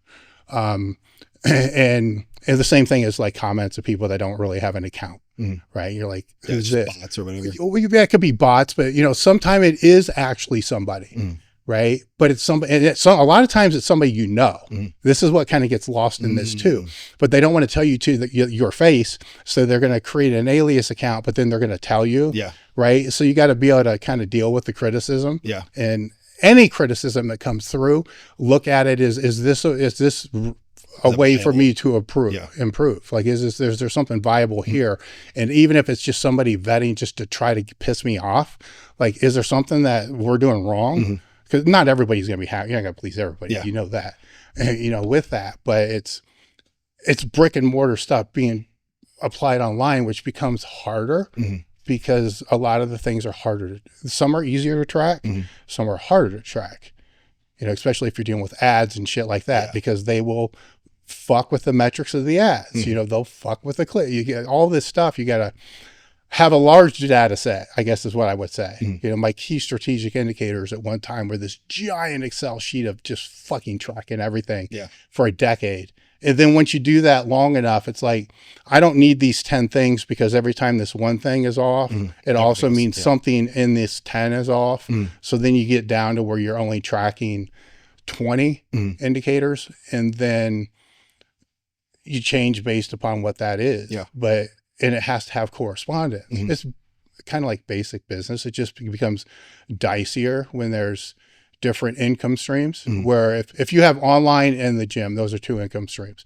I kind of get it because I got equipment, and I got wraps, and I got bands, and I got apparel. I got all these different revenue streams. Like, which one do you worry about? The one that makes you the most money. Right. It's not the one that has this. I learned the hard way, not the one that has the biggest total. Right. Because let's say the products with the biggest that cost the most, I make the less margin on. Right. So if I'm looking at gross sales, or if you're looking at your gross membership, your gross income for the month, right, it can be record breaking until you look at the net. And then you're like, how did we lose money? We lost money, but I broke a PR. And as a power lifter, it's a mind fuck, right? Because like, wait a minute, I broke a PR, man. And fuck, it's like I just tore my pec off. That's so funny. So one of the things that, like, with my ad, so again, it's so funny is like when I, you know, I'll use the term loosely, when I coach people with business or I coach athletes, it's kind of the same thing. It's like, you know, one of the things that people have never really heard a concept of is like lead indicators and lag indicators, but you have it in training, right? And you have it, you have it in your diet, you have it in your business. They're everywhere, right? So we're talking about a lifter, and, you know, the lag indicator is the bench press PR, right? The lead indicator is, you know, are my accessories going good? Is my mobility staying up? Are things feeling lighter? Or is the bar snappy? Is right? Like, you have all these lead indicators, but people get focused on, like, in 12 weeks, I'm going to hit a PR. And I'm like, well, no, well, your dumbbell press is down, your floor press is down, your triceps are trashed right now, your shoulder mobility is getting worse, and you can't move your lats. It is unlikely that PR is coming, but when they get to the meet, they ignored all those other indicators, and they're like, I can't believe I missed. I gotta be, well, or a tore pec, right? And the same thing with business. Is I'm like, revenue is not the only metric, right? You have to look at, in a brick and mortar, you have to look at culture, you have to look at vibe, you have to look at, how many people are coming in per day at your, how many leads you're getting, right? There's all these things. You can't just look at that net, but that's where, like, again, we as, athletes, we get goal oriented, right? And that's what I was talking about, teaching people like almost how to think, not what to think. You have to be aware of all of those different things. And as the market changes, like our market has changed over the last year or two. We were a very, very powerlifting heavy gym, and it still is the heart and soul of our gym. But with like the way the weight loss drugs have kind of come in, and all those GLP-1s and the biohacking and the peptides and all this stuff, we have more transformations in the gym now than, we did 3, 4, 5 years ago. You know what I mean? So we could either cross our arms and go, we're a powerlifting gym and this is all we do, and not be open and, potentially lose out on clients that could be impacted and transparently could become powerlifters, right? They got to come from somewhere. They got to come from somewhere, right? Or we can be like, cool, the market's changing. How do we adapt and be agile? And that's kind of the thing that I'm excited to kind of like bridge that gap a little bit with when I coach, because like I said, there's so much information out there. There's only so much you can teach. You know what I mean? Because you don't want a room full of coaches, and you don't want an industry full of people that just regurgitate information. You want people to be able to think and problem solve and work through a lot of that stuff the way that you had to do it and that I had to do it. And not just be like, I saw this went viral, I'm going to recreate this content, I'm going to implement this thing, right? And everything's a nail now because I got a new hammer, right? So I think that's one of the things that I'm excited to have a piece in. So with in the brick and mortar, the majority of your leads are going to come from referrals, at least it should, right? Right. And that should be the same on the online space, right? So when you're working with most of the coaches you're working with, I'm going to assume are trying to build their presence in the online space. Yeah. All right. So maybe some are in a gym trying to build a powerlifting, but that's going to be the minority of the people that you're going to be coaching and helping through. And so with them, because you talked about just regurgitating other people's content, right? Where people aren't going to hire somebody, I don't know, based upon that, right? They're going to hire people based upon who they are, right? And nobody is ever going to be who they really are online, right? And it's the highlight reel. It is. It's the highlight reel. So it's how do they go about building their brand? Because obviously they need, once they get a decent client base, then it's more about working how to build referrals. Yeah. But they got to get that first. Yeah. And I think like, and what you guys, right? Authenticity is king, right? I think that being yourself, and turning that volume up, in that online space and that online presence. And again, even in the brick and mortar, right? Like your clients are, and this is what I tell all of our coaches. I was like, you have to identify which client you're looking at, right? In my world, the way we teach it is there's really 3 different kinds of clients. There's an education client, someone who's looking to learn, right? There's a client who's an accountability client, where there's someone like, I know I need to work out. I will not work out on my own. I need someone to keep me accountable. And then there's an entertainment client, and they're like, I'm going to work out, but if I'm not having fun working out, this isn't going to work for me, right? And I have like almost like a Venn diagram that I use, and I'm like, so these are the right, they're not boxes, right? They blend and they change over time, right? You might get an entertainment client that hits their first PR doing something, pull-ups, push-ups, body fat, doesn't matter. And now they're like, well, wait a second, this is kind of cool. Now I want to learn more. So they bounce into an education space. The coach's job is always analysis. It's always, right, getting into figuring out who they're dealing with and who they're speaking to, and then being as authentic as they can in that thing. Don't be somebody you're not. Right. Your natural client base is going to find you, and those are the clients that you want. Another thing that we talk about is like behavioral styles, right? So it's like, if I'm someone who talks fast and high energy and me, right? Mm-hmm. Somebody who's like a little bit more like reserved and like soft spoken and right. It wouldn't make sense for me to try to like speak to that person. Doesn't mean I can't help them, but if I have a whole book full of people like that, it's going to be kind of exhausting for me. Yeah. Because I have to be something I'm not. So the thing that I lead with for our coaches is like, be yourself. Right. And the other thing is like, it's okay to say, I don't know. You know what I mean? And like, I know these are like kind of like smaller points, but like, they're the points that actually matter. There's in my gym with our coaches, it is perfectly acceptable to say, hey, I'm not 100% sure about this. I'm going to get the answer and I'll know next session. That's a perfectly acceptable answer because no one knows everything. Mm-hmm. And then we go into our network or they'll come to me or they'll, you know, whatever we have to do to become educated on and troubleshoot. And then we'll go back and be like, hey, we're just thinking of you, right? Text you or we'll text them later, be like, hey, I got the answer to that thing. Can't wait to talk about it next session, right? It's the level of care, right? A lot of times in our space, people don't care how much you know until they know how much you care, right? So conveying that, being authentic and being big. That's the other thing that I coach our coaches on is like coaches in the space, especially if they're newer coaches, they have this tendency, it's like the imposter syndrome, right? Which again, we all go through. Like, don't care how long you've been doing this. Like, I mean, there's days, but I mean, even coming here, I'm like, okay. Right. Like, well, everybody has. Yeah. And it's like, that's okay. Cause that's normal, but for everybody in all things. Yes. And I'm like, and if you don't have that, I'm like, that's an interesting optic. Right. That's okay too. Here's the thing that's interesting with what you just said is, and I've been trying to figure out how to actually explain this. As you said, people don't care what you know, right? They just care about how you feel, right. Or not what you feel, but they don't care how much knowledge you know, but how you feel about them, right? And that's true. We know that in business to be true. So then why, as coaches, do they look for people based upon what they know? Not people who actually care about what they think about how backwards that is.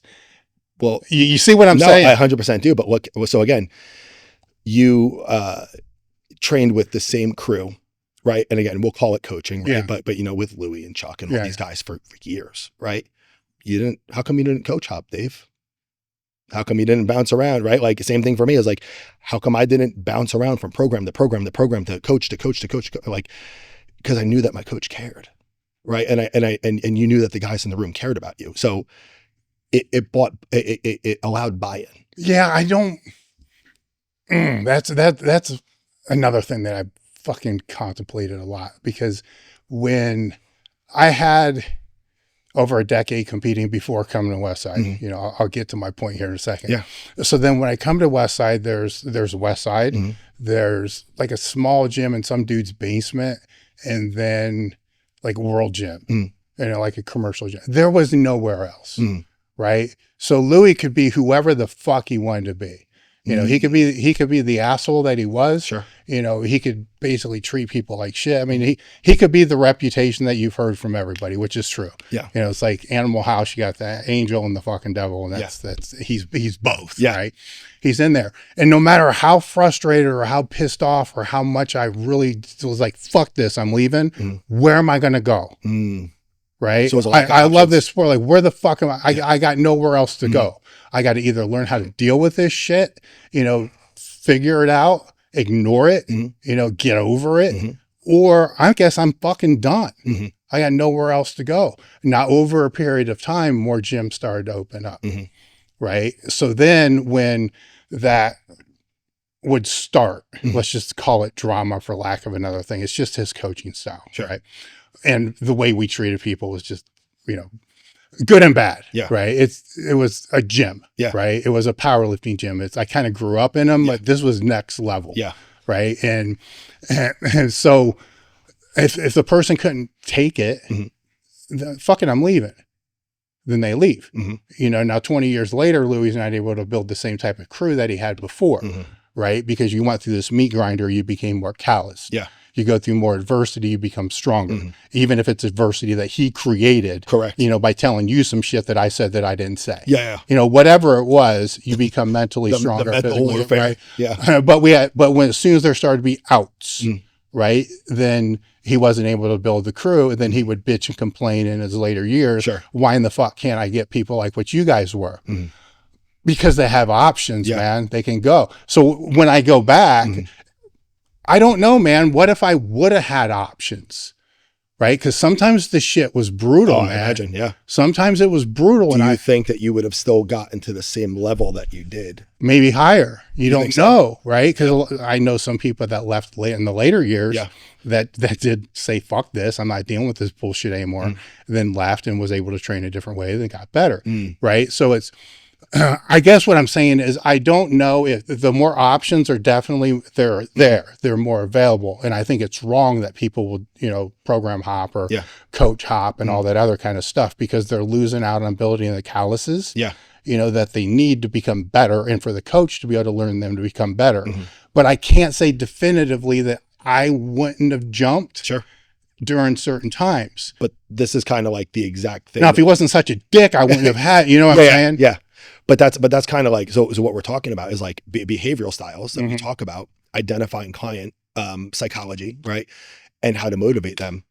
That all goes into what being a good coach, a career I think coach that's the biggest thing right now. But that's what I'm like, hey, like this is so overlooked. Because again, I grew up in that environment too, where it was. See, where could you have gone though? Go back, right? So powerlift, nowhere. You see what I'm saying? So literally, so I opened I opened my own thing in the city. That's when I was working for the city, and like I literally built a powerlifting room in the city center that I was in, you know, because I was like, I mean, me and my coach, you know, we ended up having a falling out at the end of it. I was there for 10 years, you know what I mean? So same type of thing. And I'm like, but I look back and I'm like, man, I was like, it was an amazing experience because it taught me how to lift weights and it taught me what not to do. So I was able to take that and I was like, okay, well, this is how I'm going to build this. The trade-off to that is, you know, it's funny. Some of the people that I still train that I've been training now for 15 years, right? I have a couple clients I've trained my entire career, right? And they're still with me. And they look back and they're like, you're so soft now. Well, you have to, you know, yeah, it's fucked up, man, because it's, you know, part of you is like, fuck these people, man. They should just ball up and have, you know, but you have to be able to communicate with, at the end of the day, what matters is, did they get better? Yeah. You're not their fucking parent. Correct. You know, it's weird, man. Yeah. It's really weird. It's this weird, well, it's also a weird space being in fitness because people, not to sound like over the top, but like people kind of forget you're a human being, right? Like you get on this, especially if you're on Instagram and they see you. Oh, if you're online for sure. Right? Like they kind of like put you, I don't want to say a pedestal, but they put you at a status that like you can do no wrong.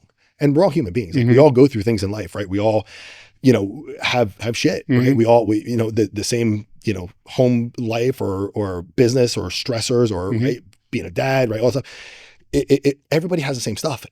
It's this weird thing where people in fitness, like your clients, and it's happened over my, you know, years doing it and other coaches I've talked to, the clients like really lock on and they really admire and aspire to be, you know, to do what you do. And then they see over time, you know, you're a human too, and this happened, or you had an interaction that wasn't good, or, you know, something happened, you know, in your business or in your personal life that they didn't agree with. And now all of a sudden it's like, whoa, right? Like, and like the judgment is so heavy and like it kind of turns on you a little bit. And it's like, you're trying to do the same thing you're trying to do, just in this space. You know what I mean? So it's another thing that's where the boundaries come in that we were talking about before. It's like, you know, it's how close, you know, do you allow people, members, clients, you know, people you're coaching in the gym get to you, and how do you navigate some of that stuff? How do you avoid burnout and fatigue? You know, and it goes back to, you know, building culture. And so how'd you go? Because it's, the analogy I like to the picture I like to kind of paint with business is everybody thinks it's like this beautiful yard, and then there's like piles of dog shit here and there, right? And then you go out and you play, and every now and again you step in a pile of dog shit. Where the reality is it's all a pile of dog shit, and then there's like some green patches. There's some green patches here and there that you get to, right? Now, not all of the shit. Yeah. In other words, there's more adversity than prosperity. Yes. Right. And that's true in powerlifting too. Yes. Right. It's every fucking set hurts. You just get used to how it hurts. You get what I'm saying? Choose your pain. You choose your pain. Right. And the business is the same thing. But you got to learn which shit really, you should get concerned about, which shit you shouldn't get concerned about, what matters, what doesn't matter. Yeah. Right. So you've been doing this long enough that you've kind of figured out how to navigate that, but we all still fuck up and get pissed about every day. Get the Chihuahua shit, which really isn't like Great Dane shit, right? It's you worry more about the small shit piles instead of the giant shit piles, because they're fucking obvious. Well, they're easy to say. Yeah, the small shit piles might be a fucking sinkhole you don't see coming. But how did you become more observant? First off, how did you realize that? I mean, the real world does that. But if you're working with other coaches, how do you bring them to that expectation to know that this is inverse to what you think it is? I think that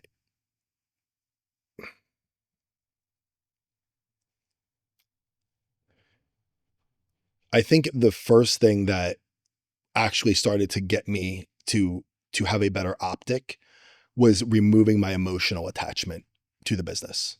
I love helping people, right? It is my why. It's why I get up in the morning, and a lot of that has to do with injury and hurt, right? Like you've been fucked up in your life. I have been fucked up in my life, right? Physically.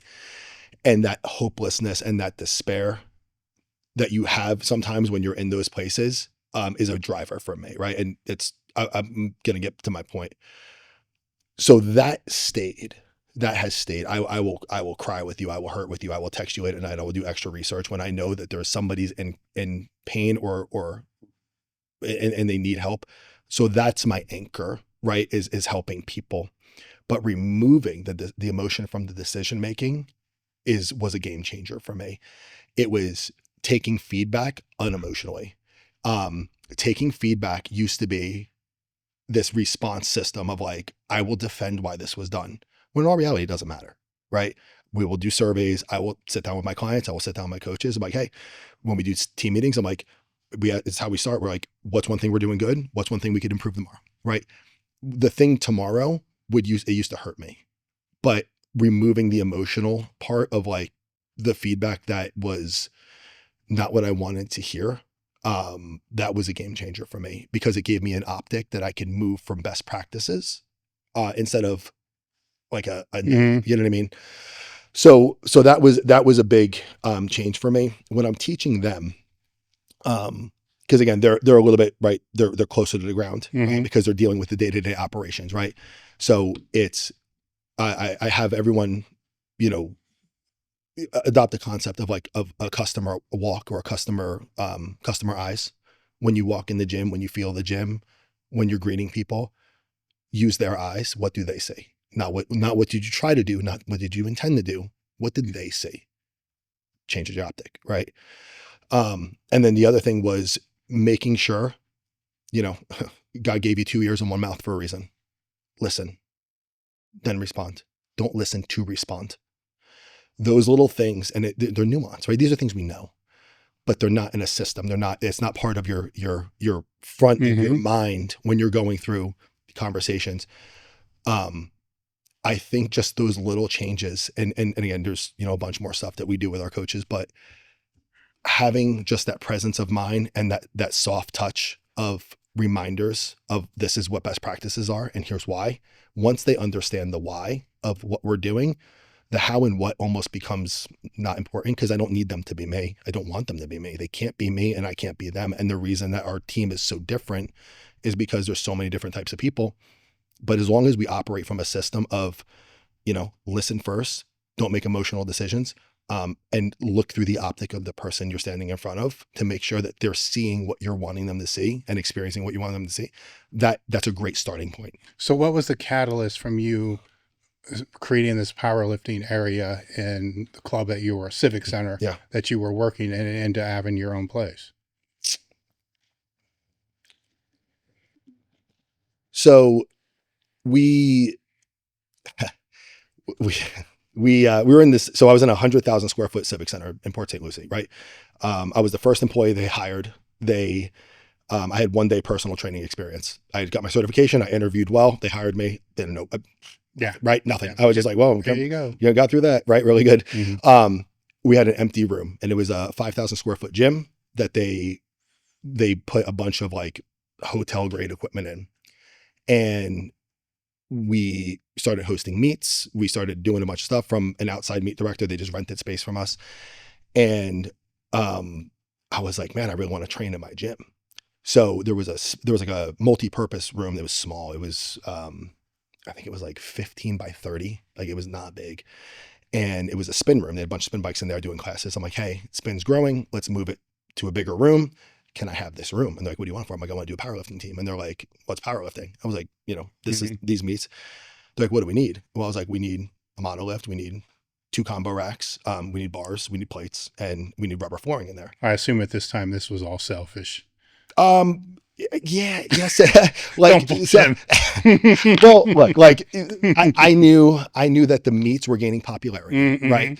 And I wanted to be able to train. We had a Pro Maxima cage with the arms that like came out. So you'd like walk all the way out. You had the pegs. Oh yeah. You know what I mean? Like, I was garbage, right?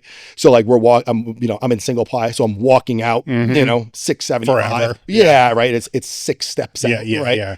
And so I was like, this is not good. So I was like, I went to my boss, I went to the higher ups. I had to go from my immediate boss, and it's city, so it's red tape. So I had to go all the way from my recreation supervisor to the building administrator to the city assistant manager to the city manager to the council, all the way to the mayor, and present this all the way up, right, to get approval to do this.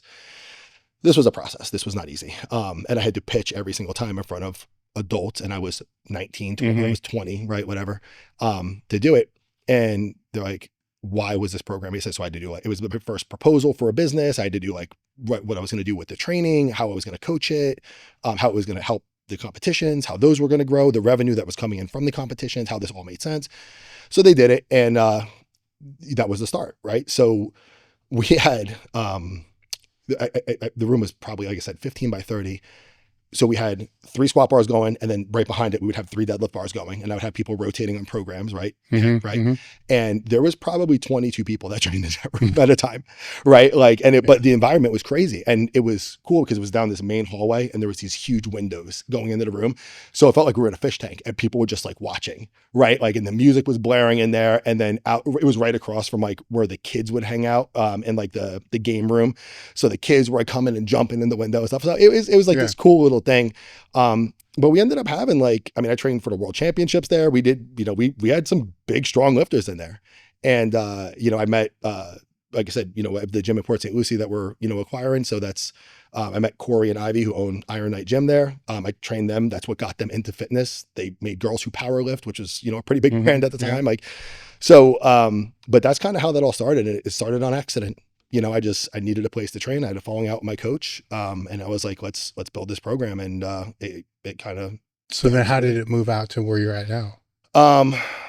So I ended up leaving the city because I was going to go get a corporate job. I was going to get a real job. Right. So I ended up getting a job that lasted like 9 months. I'm like, nope, not doing that. I moved to Jacksonville to do that. And then I was like, I'm opening a gym. I'm like, that's it. So I called Rich Fika, who owned Gorilla Bench Training Center at the time. And we linked up, and we've been friends for years, and he'd mentored me a lot in different stuff in powerlifting. And he's like, I'm moving the gym. He's like, I'm moving, we're buying a building and we're moving the gym over here. And he was partnered with Jen Rotzinger. So I was like, oh, these are people that I know. They're great in the sport. And we were going back and forth, and he was telling me what his plans were. And I was like, maybe from the gym view, I was like, maybe this, not that. Right. But I was asking him a lot about the business part of it, because I'd never run a business. He's like, oh, maybe this, not that. And he's like, are you set on doing this? And I was like, I'm paraphrasing, but he's like, are you set on doing your thing? I was like, I'm mobile. What are you thinking? He's like, come meet me in Orlando with Jen. He was halfway between Tampa and Jacksonville. And I basically pitched him what I was doing in my gym, because I was ready to roll. And they came back and they kind of offered me a job to come and run their gym and give me, equity and partnership and Gorilla Bench. And so I moved over there and opened that up. And then, we rebranded like 3 years ago to Legacy Barbell, just because it was a little bit, it was time to kind of update that. And then a little over a year ago, it just made sense, they were kind of in a different thing. So I just, bought the rest of the equity in the gym, and there we are. So how did the USPA position come to your way? So I wanted to, I was involved in the USPA from jump. The first meet that the USPA held in Florida was held at my facility, back in Port St. Lucie. And so I met Steve and Shelly and, you know, all of them, I don't know, whatever year that started, 2012, maybe earlier, I can't remember. And I really liked, you know, what they were doing. I've always been involved. It's always kind of been, you know, where we've leaned to compete just because the standard was, you know, across the board. And as they've, you know, kind of grown and they started getting into some different things like the university, I was like, this is really cool space. So 2 years ago, I went out there because they were starting the university. So I went to nationals to take the certification they had already built. And I was like, man, this is great. I want to be a part of it. I wanted to teach for them and stuff like that. And then as the guy who was, you know, running it, you know, just had some different opportunities come up. You know, he wasn't able to, you know, put as much time into it as, you know, he wanted to or needed. So that position kind of came open, and I was, you know, really excited to be able to jump into that, because that's in this part of my career, that's kind of where my passion lies. You know, it's growing the business, it's coaching the coaches, and it's, you know, trying to create a system for people that would save me 10 years of trial and error, like I said, to, you know, become a professional and actually make a living doing this. So how do you balance that, all this? I have a really good team around me. I do. I mean, the coaches that I work with in the university, they're brilliant. You know what I mean? And they're on top of it, and they, you know, they contribute at such a high level. It allows me to not have to swing every single hammer. And I guess younger me would have wanted this to all look and sound like me. You know what I mean? I would want, you know, my cueing, my program mentality, my methodology. And now that I'm, you know, older, you know, going to be 39 in a couple months, it doesn't need to be me. You know what I mean? It needs to be well done. And kind of removing like the ego piece from it that I had when I was a little bit younger, and realizing that from my management team at the gym, the team that I'm working with for university, the team that I'm working with over at Iron Knight, it's really, really cool and humbling to be like, oh, these guys are all capable, and they're all brilliant, and they're all hardworking, and they all have good ideas. And my ideas don't have to be the best ideas, the best idea ones. So that's how I'm able to kind of do it. And again, when you say manage it all, right? Yeah. Like, yeah. You know, it's, you know, between, you know, being a new dad and the business and this and that and the other thing, it's, you know, we'll sleep later, you know? But it's, I definitely owe all of that to these guys, because quarterback, right? Whatever you want to call it. They swing a lot of the hammers, and they do it so well that it allows me to have some space to work on a bunch of different things. Hey guys, I just wanted to take a moment because we do read the comments, and one of them that keeps popping up more frequently than not is, I can't believe this video doesn't get more views. Take a minute to subscribe, leave a comment, and share. It really does help. So most lifters I sit and talk to have gone through the same thing, to where once I became addicted to the sport, for lack of a better way to describe that, most of the people around me, people that cared about me, would all say the same thing. Like, why are you doing this? You know, why is this important? You're not going to remember this on your deathbed. You know, same things that we all hear, you know, at certain periods of time. And as I've gotten older, and as I have been in situations where I thought I was on my deathbed, there were a lot of memories that come through the gym. Yeah. You know, there's a couple competitive lifts. I mean, there's some things that they're wrong. Oh, right? Yeah. They're wrong, right? There were, now granted, yes, there's my kids and there's all the other things, right? They're there too, but there's a lot of shit going through your head if you don't think you're going to wake up, you know, after the surgery or the next day or whatever it's going to be. What would be one of the things that would pop in your head? I'll preface this story with I do not recommend. Yes, right. Yes. Well, that's most of the best stories. Right, the best story. So I've had my share of surgeries.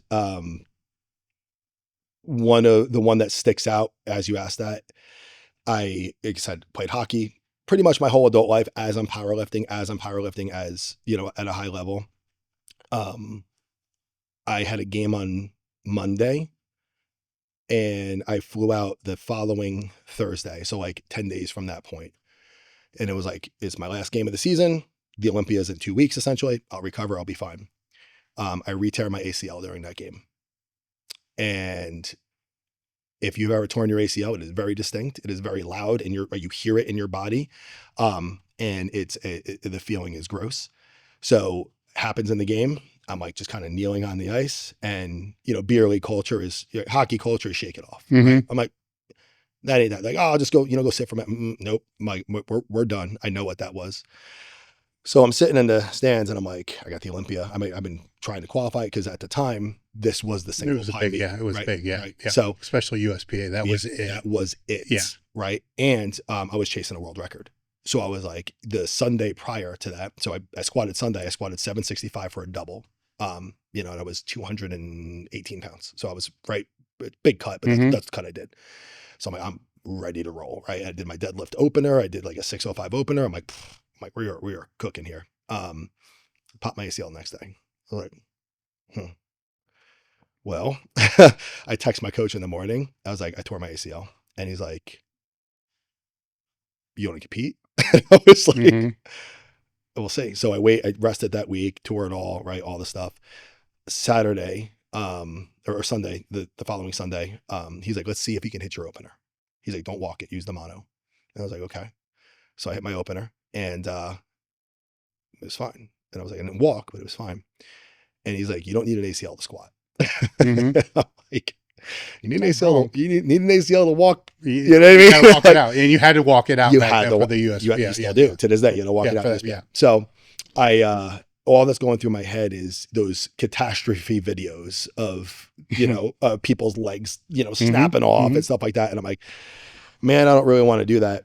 I was sponsored by a company at the time, and it was back when sponsorships were, not ambassadorships. They paid me, right? They paid for all of my single ply gear. They paid for all of my travel. They paid me monthly. They paid the meet entries. They paid me.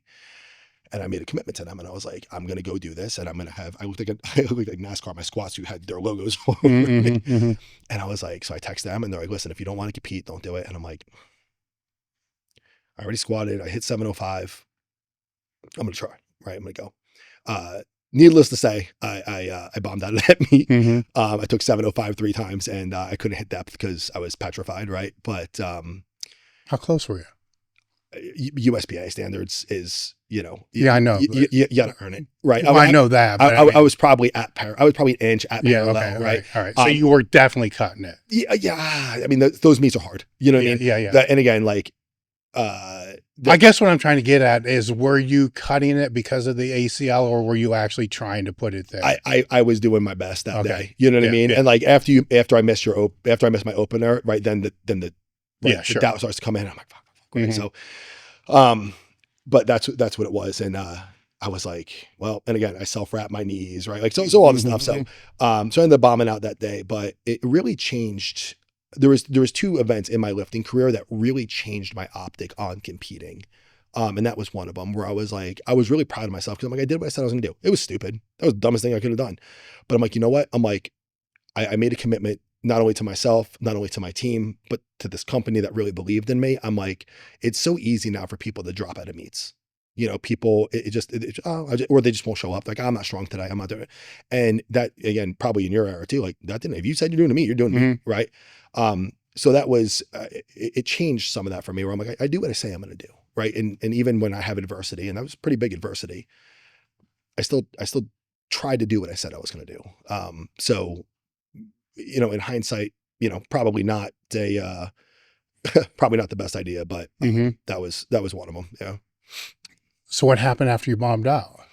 I got my knee fixed, started from scratch, and no, I mean at that meet, right? So it sucks to bomb out, right? So are you? You know what's funny is at that meet, so he asked me, Steve came up to me, he's like, "Do you want to bench a deadlift?" I'm like, "No, I'm going home." I got to meet Matt Krasinski for the first time at that meet, and he was just at a booth, and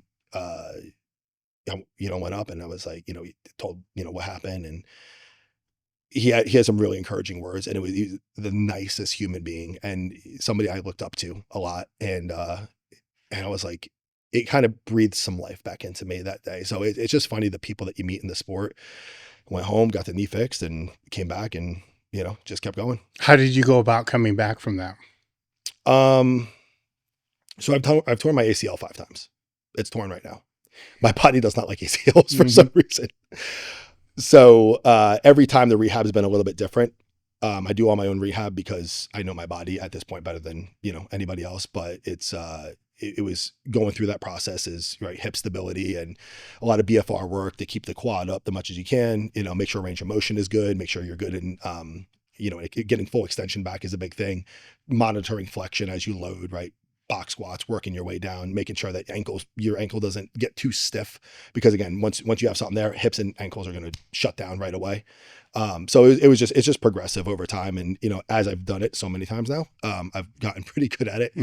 Probably not doing this one again. This knee is pretty shot now. So next step will probably be a replacement, but, I'm too young for them to do that. So I kind of have this weird period of time now where I'm. Oh, so you had that I call it that conversation. Yeah. And where it's like, well, this can last 10 to 15 years, then we'll have to do another one. Yeah. And then we can't really do the third because the technology isn't there yet. Correct. And I'm really banking on the technology catching up. I know. I had that conversation with both my hips, and it's like, okay, so then you'll be 85 and we'll have to do the third. Yeah. But the chances of you surviving the surgery at 85, not good. You're not going to do it. So you'll be in a wheelchair. It's like, whoa, what, huh? Yeah. Like, let's back up. It's the same conversation. Yeah. So literally I'm just hobbling myself along for as long as I can, but it's pretty shot. The knee's a brutal one because it's, I've had both hips done. Shoulders, actually, that's because I know people who had everything done. I've been around this too long. Like the hips are the easiest. Like, hey, no big deal. You'll be fine. 3 days, wait, 1-2 days of pain, you'll be fine. You'll be training. A week later. Knees are the second. Yeah. That's a rough one. That's it. That is. I don't wish that surgery on anybody. Shoulders are the worst, which is why I've been putting it off since 2004. It's shoulders. You're fucked. You just. Now somebody will say in the comments, well, I know a guy. I'm like, you know what? I can now say I know 2 people that have come back from a shoulder replacement and just been able to train. One that was able to kind of compete, but I don't give a fuck about that. It's whatever. But it's not that big of a deal. I can deal with the pain. Are there any restrictions that you have because of it, that things you can't do that? Playing hockey is not a good idea right now. It's chronic pain, right? It's deep flexion hurts. Anything past 90 degrees is pretty rough because the tibia slides around, right? And there's no cartilage left in there at all. Like it's just bone on bone. So it's the constant grinding and it's just the instability that's really the problem. But the problem is like the hip and the glute will mat itself down, just try to restrict some motion there, which ends up compensating to the other hip. And then so it's this constant which means you'll probably get your hip replaced before the knee. But the hips are actually in decent shape still. Yeah, that's what I said too. Until they're not. Until they're not. Yeah. Oh man. When I tore the shit out of my upper body competing. I mean, pecs, fucking everything. Yeah. Shoulder fucked up. So I had to basically stop competing. It was a curse and a blessing at the same time. But I remember thinking, thank God. Yeah. My back's good. Yeah. I didn't fuck my knees up. Yeah. Because getting into the sport, like pec tears were common. Like you would see all this stuff. But when you saw a knee, that was like, you know what I'm talking about. I was like, oh shit. Just type in like blowout knee and go look. It's not good. Nasty. And it's like my whole career, it's like people's knees and backs get fucked up. I'm not going to let them get fucked up. I'm going to do everything I have to do to make sure. So I get through my whole career. I'm like, no knee problems, no back problems. Hips are fucking good. I'm like, this is good, man. This is like, whatever. My upper body's fucking trash, but my lower body's solid, good, man. Like 8 years later, it's like, my hips hurting like a motherfucker. Like, what the hell, man? And then it ends up, both hips are fucked and trashed, hurting, impacted.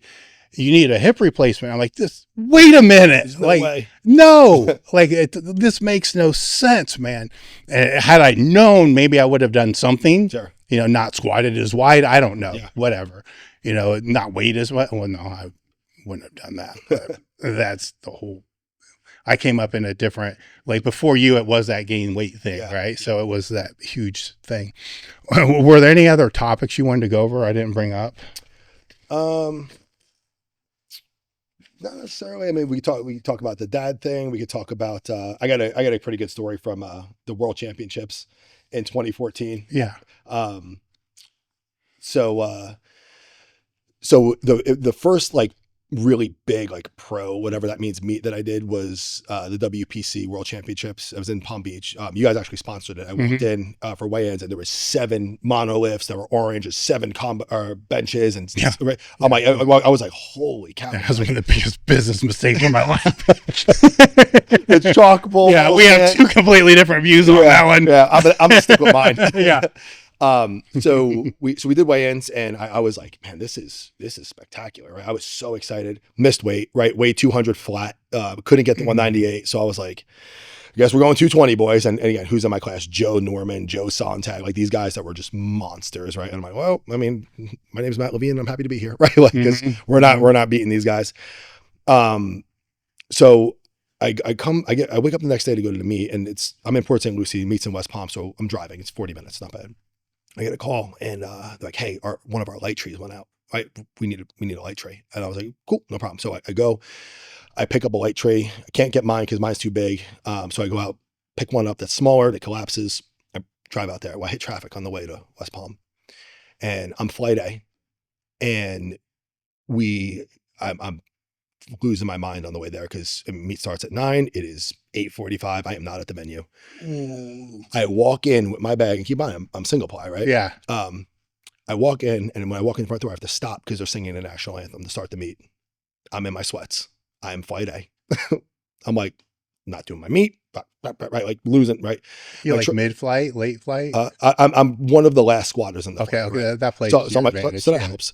So I look at my training partner at the time was this big, huge guy. He's like, shut up, get in the back. We'll start warming up. He's like, don't worry about the bar. I'll load the bar. So I get in the back in my flip flops, take 135, 1 rep racket. I start getting dressed, put my knee sleeves on or whatever I did. He puts 350 on the bar, 1 rep, good. 500, 1 rep, right? So when I take the 500 rep, I think I might have my suit bottoms on for 500. And, they go, Matt Levine, you're 3 out. And I look at him. He's like, no, because I'm open at 705. Yeah. But we did 200-pound jumps the rest of the way. Like, just go. He's like, we haven't wrapped your knees. We haven't straps up, nothing. So I scrap my opener, go 705 on my first, goes 750 on my second. My third was supposed to be like 780 or whatever was there that day. So I ended up going 705, 750, which is my planned first and second. And I landed there. And, but I went from an empty bar to a 700-pound opener in like 6 minutes. And, that was the other thing in my lifting career that changed my optic, right? Because again, especially now, you see all the time, gotta be the right bar, gotta be the right plates, gotta have the right shoes on for the right lift, gotta have the right, all of these things, right? All my little mobility things, right? And if any of these things are out of sequence, I'm not going to have a good day. And it lended to, and this is 2 years past the Olympia tear now. So now this is one of my first meets back that mattered. Yeah. And so my knee wasn't warmed up, my hips weren't warmed up. And it was kind of like, you have a decision to make. It's either I'm strong or I'm not. Fuck it. Right. And that between those two things of like the chaos and the fear from the Olympia and the chaos of that day and still having a decent day. I think I benched like almost 500 and I think I pulled, 650 maybe. I don't know, whatever. So it was a decent day. It wasn't my best, but it was decent with no focus, my whole system, the whole plan going to shit. And I was like, it really kind of set a tone of like, you're a representation of your training. And if you train hard and you train, in an environment that, kind of creates that level of like, confidence, by the time you get to the bar, man, you're either strong or you're not. You make the decision at the chalk ball. It's interesting, man, because it's, you share the same story with, Chuck Vogelpohl. We did, a meet in Canton, Ohio. It was like a local meet. And we come walking in, and for some reason they decided to change the order instead of going from, flight A. They took the third flight, put it first. Amazing. Some fucked up thing, right? And we walk in and he's being called Yeah. onto the platform. We're like, What the fuck, man? And it's like, so literally, I think he did 130, like he passed the opener, same thing. He did like 135, 405. And by that time had the suit on and went and squatted, whatever. And you're like, fuck, man. I mean, so that was the first time I'm like, this warm-up thing, I don't know if I really get, like, what's the point, right? Yeah. And Greg Penora's got a different story. I don't know exactly what it was, but I think he came in like hungover, drunk or whatever, didn't do any fucking warm-ups and went and opened up with like 9 something, like just fucked up. And then during the WPO days, when it was a big thing here at Arnold, I would start like, oh man, what was it? Gary Frank. Like he was ex fucking NFL player, right? He was like a freak. That dude would first set would be like 405 for single, and then like 700. He'd just like do 3 reps. Yeah. Like, and then like the bench, like 225, 405, go. Yeah. And then I'm watching as these over the years, as this meet goes, after a while, there's like nobody in the super heavyweight class is doing any deadlift warm-ups at all. They're just they bench, they lay down, they put their feet in a 90-90, and then when they're called to go open, they just go pull. And so then I'm like, what the fuck are warm-ups even for, right? Then I remember even when I was competing, like you go through all this fucking warm-up shit, you do your warm-ups, and then you go sit for like 45 minutes, right? So whatever you did anyway, whatever you did is completely negated. It's such a mind fuck. Like, is this even fucking necessary? Right. And then you hear stories like that. And then you think about these people that got to do the leg swings and, you know, the fucking McGill 3 and all this other fucking foam rolling, all this shit before they even put a plate on them. They need 2 hours. Oh God, there was one meet where somebody was asking the meet director if like they could come early because they needed like this extra hour to do calisthenics. You must be exhausted. Like the fuck, man. I'll guarantee there's somebody coming in here hungover that forgot there was a meet. I was going to put up an elite total. That's going to do what you just did. Well, that's been one of the big things too, is like, obviously, you know, I'm sure you've competed in some closets, you know what I mean? And that's, you know, where we started. Like if you're a strength athlete and you're in Florida, you have and you're my age bracket, you've likely competed at the Tampa, the Jackson Springs Rec Center, right? It's where Raw United used to have a lot of the meets. Raw Unity there was there before it blew up, and you know, so body temperature is not a problem. Well, yeah, body temperature is not a problem, but there was no warm up room. Like they had a gym for the rec center. The gym had one of like the squat racks, you know, like the Pro Maxima one, had one set of squat stands, and that was it. And they're running a whole meet off of that. And the meet, I think it was mono. It might have been, I can't remember if it was mono or not, but so we're in this room, we're in like this little like box. It was probably the size of the room I had in the Civic Center, and everyone from the meet's warming up. Well, one of the girls and their coach took over the squat stands. So we're not moving that, right? Yeah. And it was one of my first meets ever. So I'm like, I'm not getting in the way. We were taking warm-offs off speakers. Right, like Dave, like I'm like, you know, like the tall, like old school. So we're on there, and then the guys for some of the girls were trying to walk in on the stands, right? So the guys were putting the bar on their back and putting it right, taking the bar off, and we were doing that. I had to do like literally, I was from this position unracking from speaker stands because you know I think it was opening with like 450 or something, 500. So I'm taking 315 from a seated position and then walking out the speakers, and the guys are holding the plate so they don't roll off. My coach at the time, he was in the rack. He ended up cutting the tip of his pinky off, you know, in the warm-up room. So they have medics come in, and they put like the gauze on, so his fingers this big, you know, walking around. They squat like this. Yeah. I'm like, this is chaos, man. Oh, yeah, but that's how I came into the sport. And I was like, you guys don't know how lucky you are that you have the same racks in the back room that you do on the platform. That blew my mind when I started seeing that. I'm like, wait a minute, you mean these rack numbers are the same? That's crazy. Yes. You know, you're not deadlifting on a power bar in the back and then go into a deadlift bar in the front. You have deadlift bars in the back. The benches were the worst, man, because you would warm up on one bench, then you go on the platform for your first attempt. As soon as you sat down, you're like, shit. Totally different. Like this is 3 inches lower. Yep. Like, okay, where do I got to put my feet now? Yeah, no time to correct that. Yes. Oh my God. Yeah, but it was like so much of that stuff that I'm so grateful for. You know what I mean? Because it really does change. I mean, you know, and the length of the meets we used to, there was meets that, meet starts at 9. I remember pulling my deadlift at 12:30 at night the next day. You know what I mean? The meet's 16 hours long. I'm just like, I just want to go home. I pulled out of one time because it started like I was in a second flight. So it started at 1. Yeah. And then the benches were over like at 10. Yeah.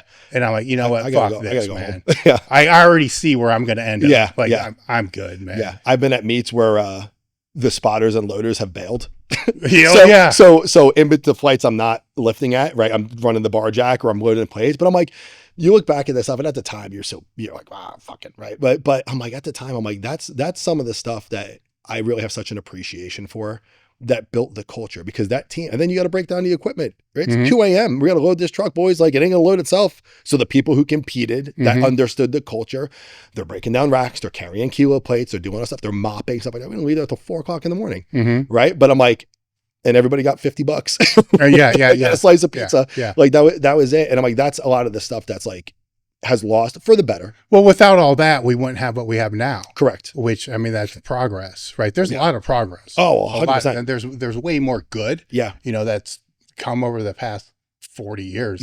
Way more good than bad. So how did being a father change all this? Time management, you and recovery. Right. So, I have a 1-year-old. She's, 16 months old now. Still working through being a human being. Right. So meal schedules on her time. Right. Because again, you work, right. You run all the bit, you do all the stuff. She sometimes decides she doesn't like to sleep at night. It's not her time. It's not her time. Right. So it turns out it's not my time either. Wouldn't trade it for the world. Love her to in a way that you don't know how to love something. Right. So you just try to augment and you try to get more efficient with your time. That's been the biggest change. And you want your kids to grow up around the idea that you can do hard things. That you're able to do what you want to do, and you're able to be able to accomplish goals and stuff like that, even when there's adversity. And some of that is adversity, right? Is when you have 2 hours of sleep 3 nights in a row, training suffers. How do you pivot? How do you augment? But the whole picture is you don't realize how much free time you have. And again, if you're going to do this at a high level, how much it takes, and it's where can you trim the fat, right? What can you get away with? So my intent is to do a meet in August this year, and the goal has changed, right? It's very much about the process. It's very much about the journey. I started posting a little bit about, where I'm at, because I haven't touched a barbell in 6 months. I just haven't.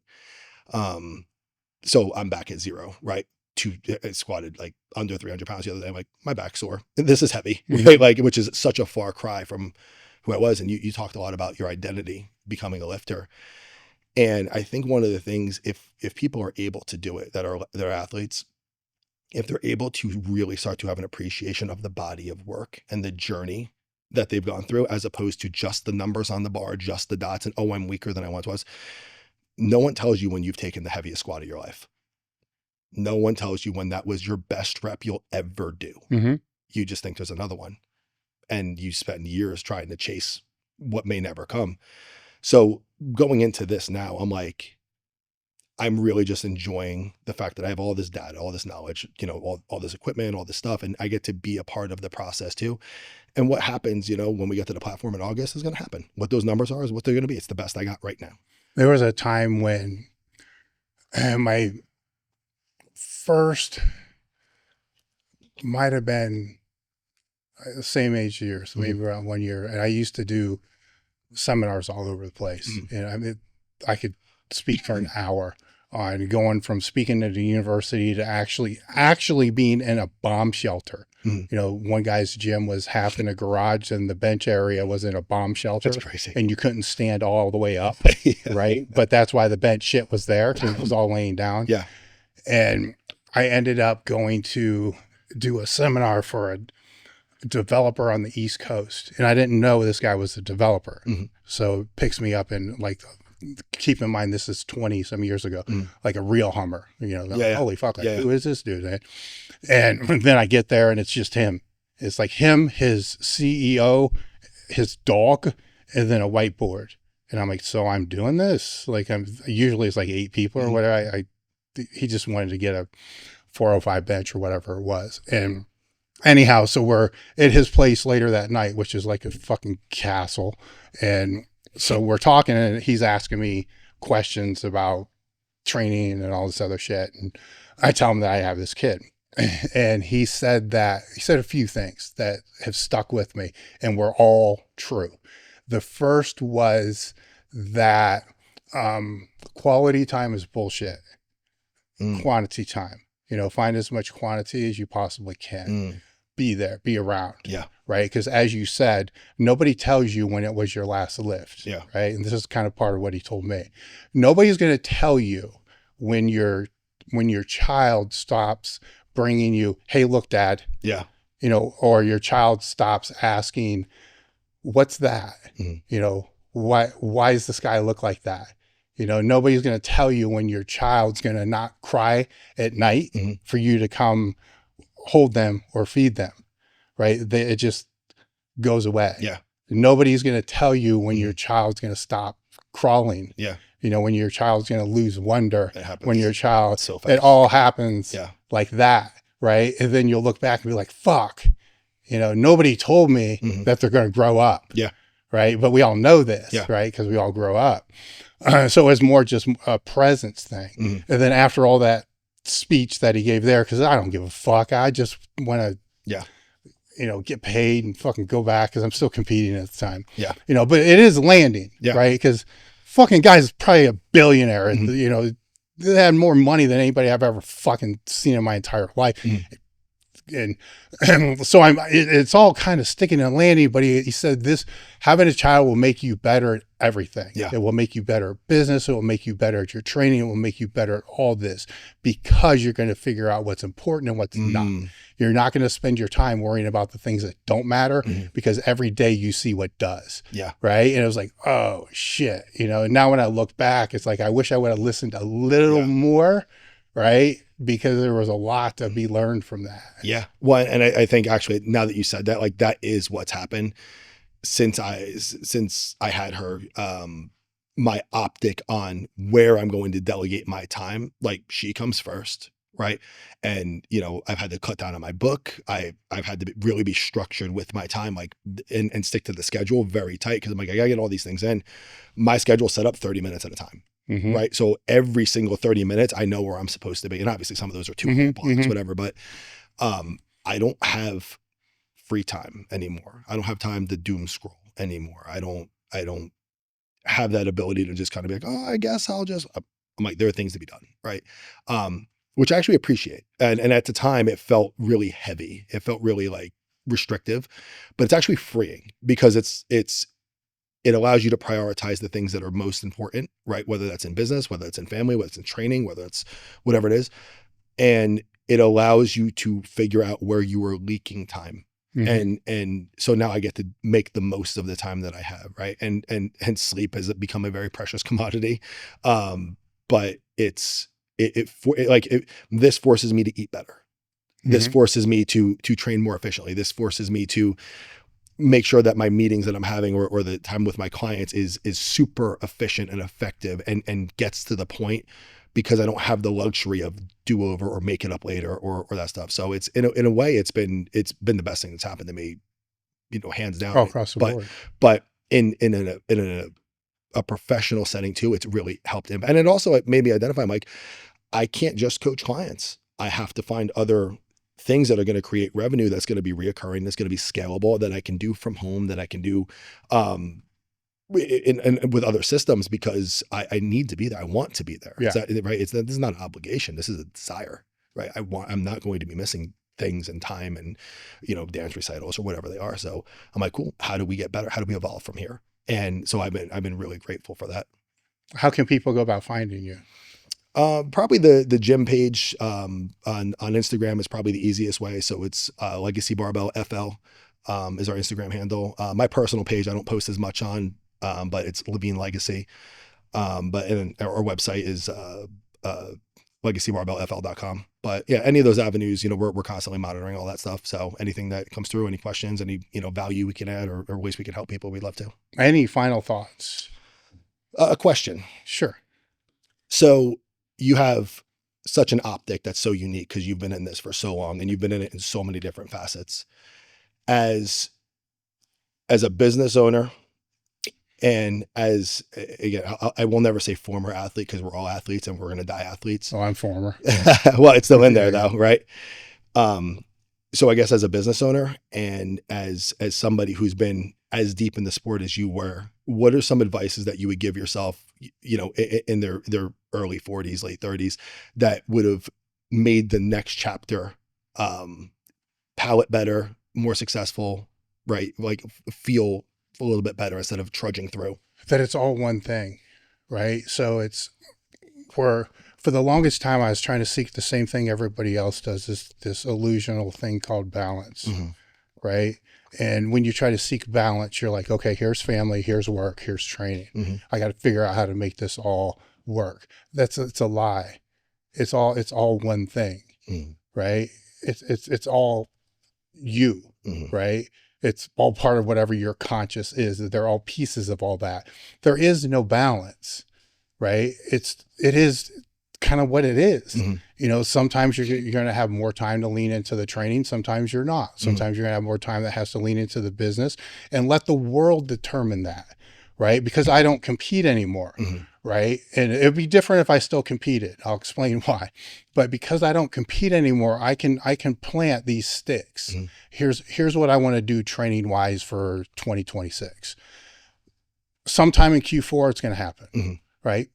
Could be October, could be November, could be December. It's not a day. It's not a meet, right? So if I start to get too banged up, or if I got to pull off training the way that I have to train because I got to focus someplace else, not a big deal. It just moves, right? Then before the end of the year, yes, it's going to get, if it's, you know, mid-December, it becomes like a meet, right? But the problem with meets, when you don't compete in meets, you know, for this competitive result, is it is this set time, right? And most of the damage that I occurred was in the peak time, right? Or getting up for that. It's like, oh, fuck, this is fucked up, but fuck it. I got to do this. Where now it's, okay, this is fucked up. I can back it off, pull it back in, pull it back up, but still have that anchor, right? Because if I don't have an anchor on some kind of goal, training wise, I probably wouldn't train. I mean, that's locked in there. It's just locked in there. So it has to be something, right? And for a long time, I kept pinning that fucking thing, right? And then when I pinned that thing, the closer you would get, if you were a little behind, it's like, okay, everything else is going to suffer because this is what I do, right? And then it all goes into that. Yeah. And then making that switch to like, you know what, I can move it. Nobody gives a fuck when I do a spider bar fucking reverse band box squat for a single. I remember following you. Like nobody fucking care. Like who gives a fuck? I'll just move it. Or sometimes there's been years where it's, oh my God, this phase is kicking it for some reason. Then I hit whatever it is in fucking July. And then the rest of the year becomes a mess. Like, oh fuck, I got nothing to do for the rest of the fucking year. But when it's all the same, like if all you did was train, like this is the best way to explain it. When you're locked in and you're the power lifter and you're that locked in meathead and training's everything, it's not, because there's training, there's the recovery, there's the restoration, there's the nutrition, there's the education, there's the networking, there's all these pieces you're trying to do to become the best fucking lifter that you can possibly do. Are those not 7 different things? Yeah, 100%. That are all the same thing? They are. Yeah. Right. So why in the fuck are all these, you see what I'm saying? Why in the fuck are all these other things not just the thing? Right. Then when it's the thing, then it's just you trying to be the best you that you can be. Right. So it's the same components, but it's just, instead of this identity of the power lifter, it's me. Right. And that's what I would tell myself. Don't get locked in to this identity of business owner, power lifter, father, or whatever it is. You're fucking Dave. Get locked into that and figure out who that is, and then become better at all that. Right. Then there is no issue with fucking balance. You see what I'm saying? I love that. That actually made me think of another question. Yeah. So obviously we're, let's pretend for a second, like my generation now, right? The 30s and 40s are coming into the space, right? And we're the ones that are building businesses and networks, and we're trying to take the torch at some level, right? There's been so much improvement and advancement. What's something that we could do better from your standpoint, seeing all of it, right? How can we navigate this back to a little bit, because again, everyone complains about everything, right?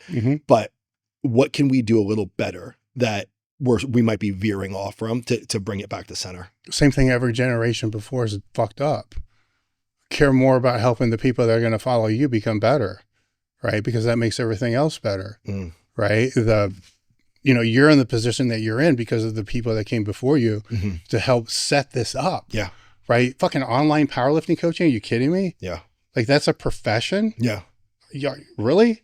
You get what I'm saying? Yeah. Like where'd that come from? Yeah. And well, it came from the people before, so what's your generation staging for the ones that are coming up to be able to do, right? And to me, it would be to become better communicators, because as this digital world keeps becoming more digital, as AI, I can create better powerlifting programs right now with AI than almost every coach out there. They will fight and they will bitch and they will say that I'm wrong. They're wrong. Yeah. Right. I've done it. Yeah. I've been using this shit since it first started just to be able to kind of do all that. Yeah. That component is replaced, can be replaced. Good. Because why spend all that time developing these programs and doing all this nuanced shit when the real coaching happens with you communicating to whoever the person is, right? That is going to be a long time before that's going to be, they're going to try, to where that's going to be taken over by AI, right? So, and maybe it will be at some point in time, but that's lagging. Sure. Right? So whatever that is, and that's a skill that your generation has kind of lost because of the online coaching sphere, because you could get away with, I don't have to communicate with this person. I'm just going to send this plan, just send these updates and all this other kind of stuff. So that's, now in the real world, it's still that you have to do it. Right. And that's going to get more and more popular, but that communication set is a skill that they have to work on. So while embracing and trying to figure out how to use, the AI to be able to dump off more of the administrative work, they have to work on their communicational skills, because that's the only thing that's going to set them apart. Right. And the communication skills, we're still humans. Yeah. Humans communicate. Well, we crave it. Yeah. I mean, we crave it. Yeah. And I do believe you are correct. There's a tipping point. I don't know when, this year, 10 years, whoever it's going to be, but restaurants, bars, and gyms people are going to crave, to be around other people. Yeah. Well, where can they go do that? Right now, those are really the only established places. There could be other ones, that pop up, but we're kind of seeing it. Yeah. Right. Gyms are getting more and more popular. Everybody was afraid that the GLP-1s are going to drive people out of gyms. It's actually driving people into gyms, so it's the opposite. People think that AI is going to take jobs. It's probably going to create jobs the same way that GLP-1s didn't do what everybody thought it was going to do. Right. Nothing does what everybody thinks it's supposed to. You know this. Yeah. You've been in this industry for a long time. Everybody that thinks a certain thing's going to happen, that doesn't happen. What happens is something you didn't think was going to happen. Well, I think that's the point of being like a leader, right? Is what I say, like, if you don't create culture will create itself, right? And if you're not agile, you'll get left. So it's like, with the GLP-1s and the AI and all that stuff, is we have an opportunity, because it is an opportunity, to either sit and cross our arms and be like, hey, this isn't the way it was, we're not doing this, or be like, cool, this ain't going anywhere. How do we implement it to serve our clients and the people around us at the highest level? You know what? You want people to cross their arms and to say, fuck this, I'm not going to do that. You know why? They're who you're competing against. Oh, yeah. Yeah. Like, the more people that can fucking bow out and quit, the easier it is for you. 100%. So I tell younger kids all the time, right? Because everybody, Gen Z's fucking lazy and all that. I don't know if that's true or not true, right? I don't know. Makes it easy to win. If it is true, then the kids that aren't lazy, guess what? It's easier for them to compete. Right? If 80% of the people I had to compete with coming up just fucking bowed out and just, Netflix and chilled and all the other kind of shit, it would be easier. Yeah. Right? So good. Yeah. I hope more people are fucking lazy and so forth, because it gives the ones with initiative, a greater, less dog shit to have to trudge through. Yeah. It's still going to be there. Yeah. But less shit to trudge through. Yeah. So those are good questions, because I've been wrong on every prediction I've ever made. Yeah. Right. So it's that I know, right. So anything that I think's going to happen, I know immediately, nope, that's not it. Be on that lookout for what's next. I think that's one of the most underrated qualities in being a business owner or an entrepreneur, or really anything, is the ability to be unemotionally agile. I think you have to be agile, because you don't get to dictate trends. You don't get to dictate what people say or do.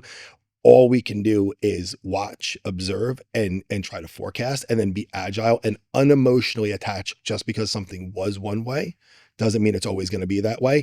And if that's where you want to dig in, you're probably going to have a really difficult time moving with the times. Well, the golden rule of business is to stay in business. Yeah. Yes. Right. Well, I mean, a lot of people think it's the scale, right? Because that's everything that's pushed. That's the narrative. Scale, grow.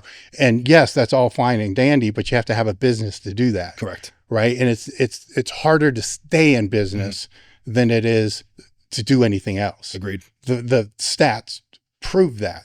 Right. So it's, as long as you have a profit, your P&L, as you said, and you know what that net is, what's the net profit that's being brought in, that matters, right? The gross doesn't always mean. Well, what's funny too is like people that aren't in business, they don't understand that every business naturally ebbs and flows, right? And it changes and stuff like that. And people will look back and be like, oh, the heyday, right? Or this thing or that time.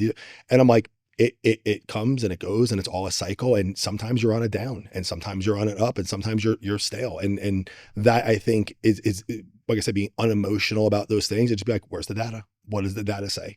Where are we trending? Where are opportunities? What are the threats, right? It's a SWOT analysis. Where are we good? Where are we bad? Where should we improve? Where don't we need to? And what's coming next? And I think that if people kind of and that's with training too, right? That's with nutrition too. That's with everything. If you can be removed enough to be objective about your assessment of whatever matters to you, you're probably going to have a pretty decent chance at building a plan that's going to be pushing you towards the direction you want to go. And I think that's where people, they really get lost in whatever they're doing, whether it's business or it's, their training or anything else. The biggest mistake I've made in business and still continue to make is, you mentioned the ebbs and flows, is when things are going real well, that's when you should tighten the hatches as much as you possibly can. That's when most people will say, build. No, when things are going really well, double down on the expenses, tighten everything as much as you possibly can. Then, because usually you take it for granted, right? Because cash flow is good. But when it comes down, right, then you start tightening. And that's what you need. That's the opportunity, right? Because when things go down, everything's cheaper, right? But you can't fucking take advantage of it, because your cash flow is, I learned that lesson last year. Your cash flow is fucked, right?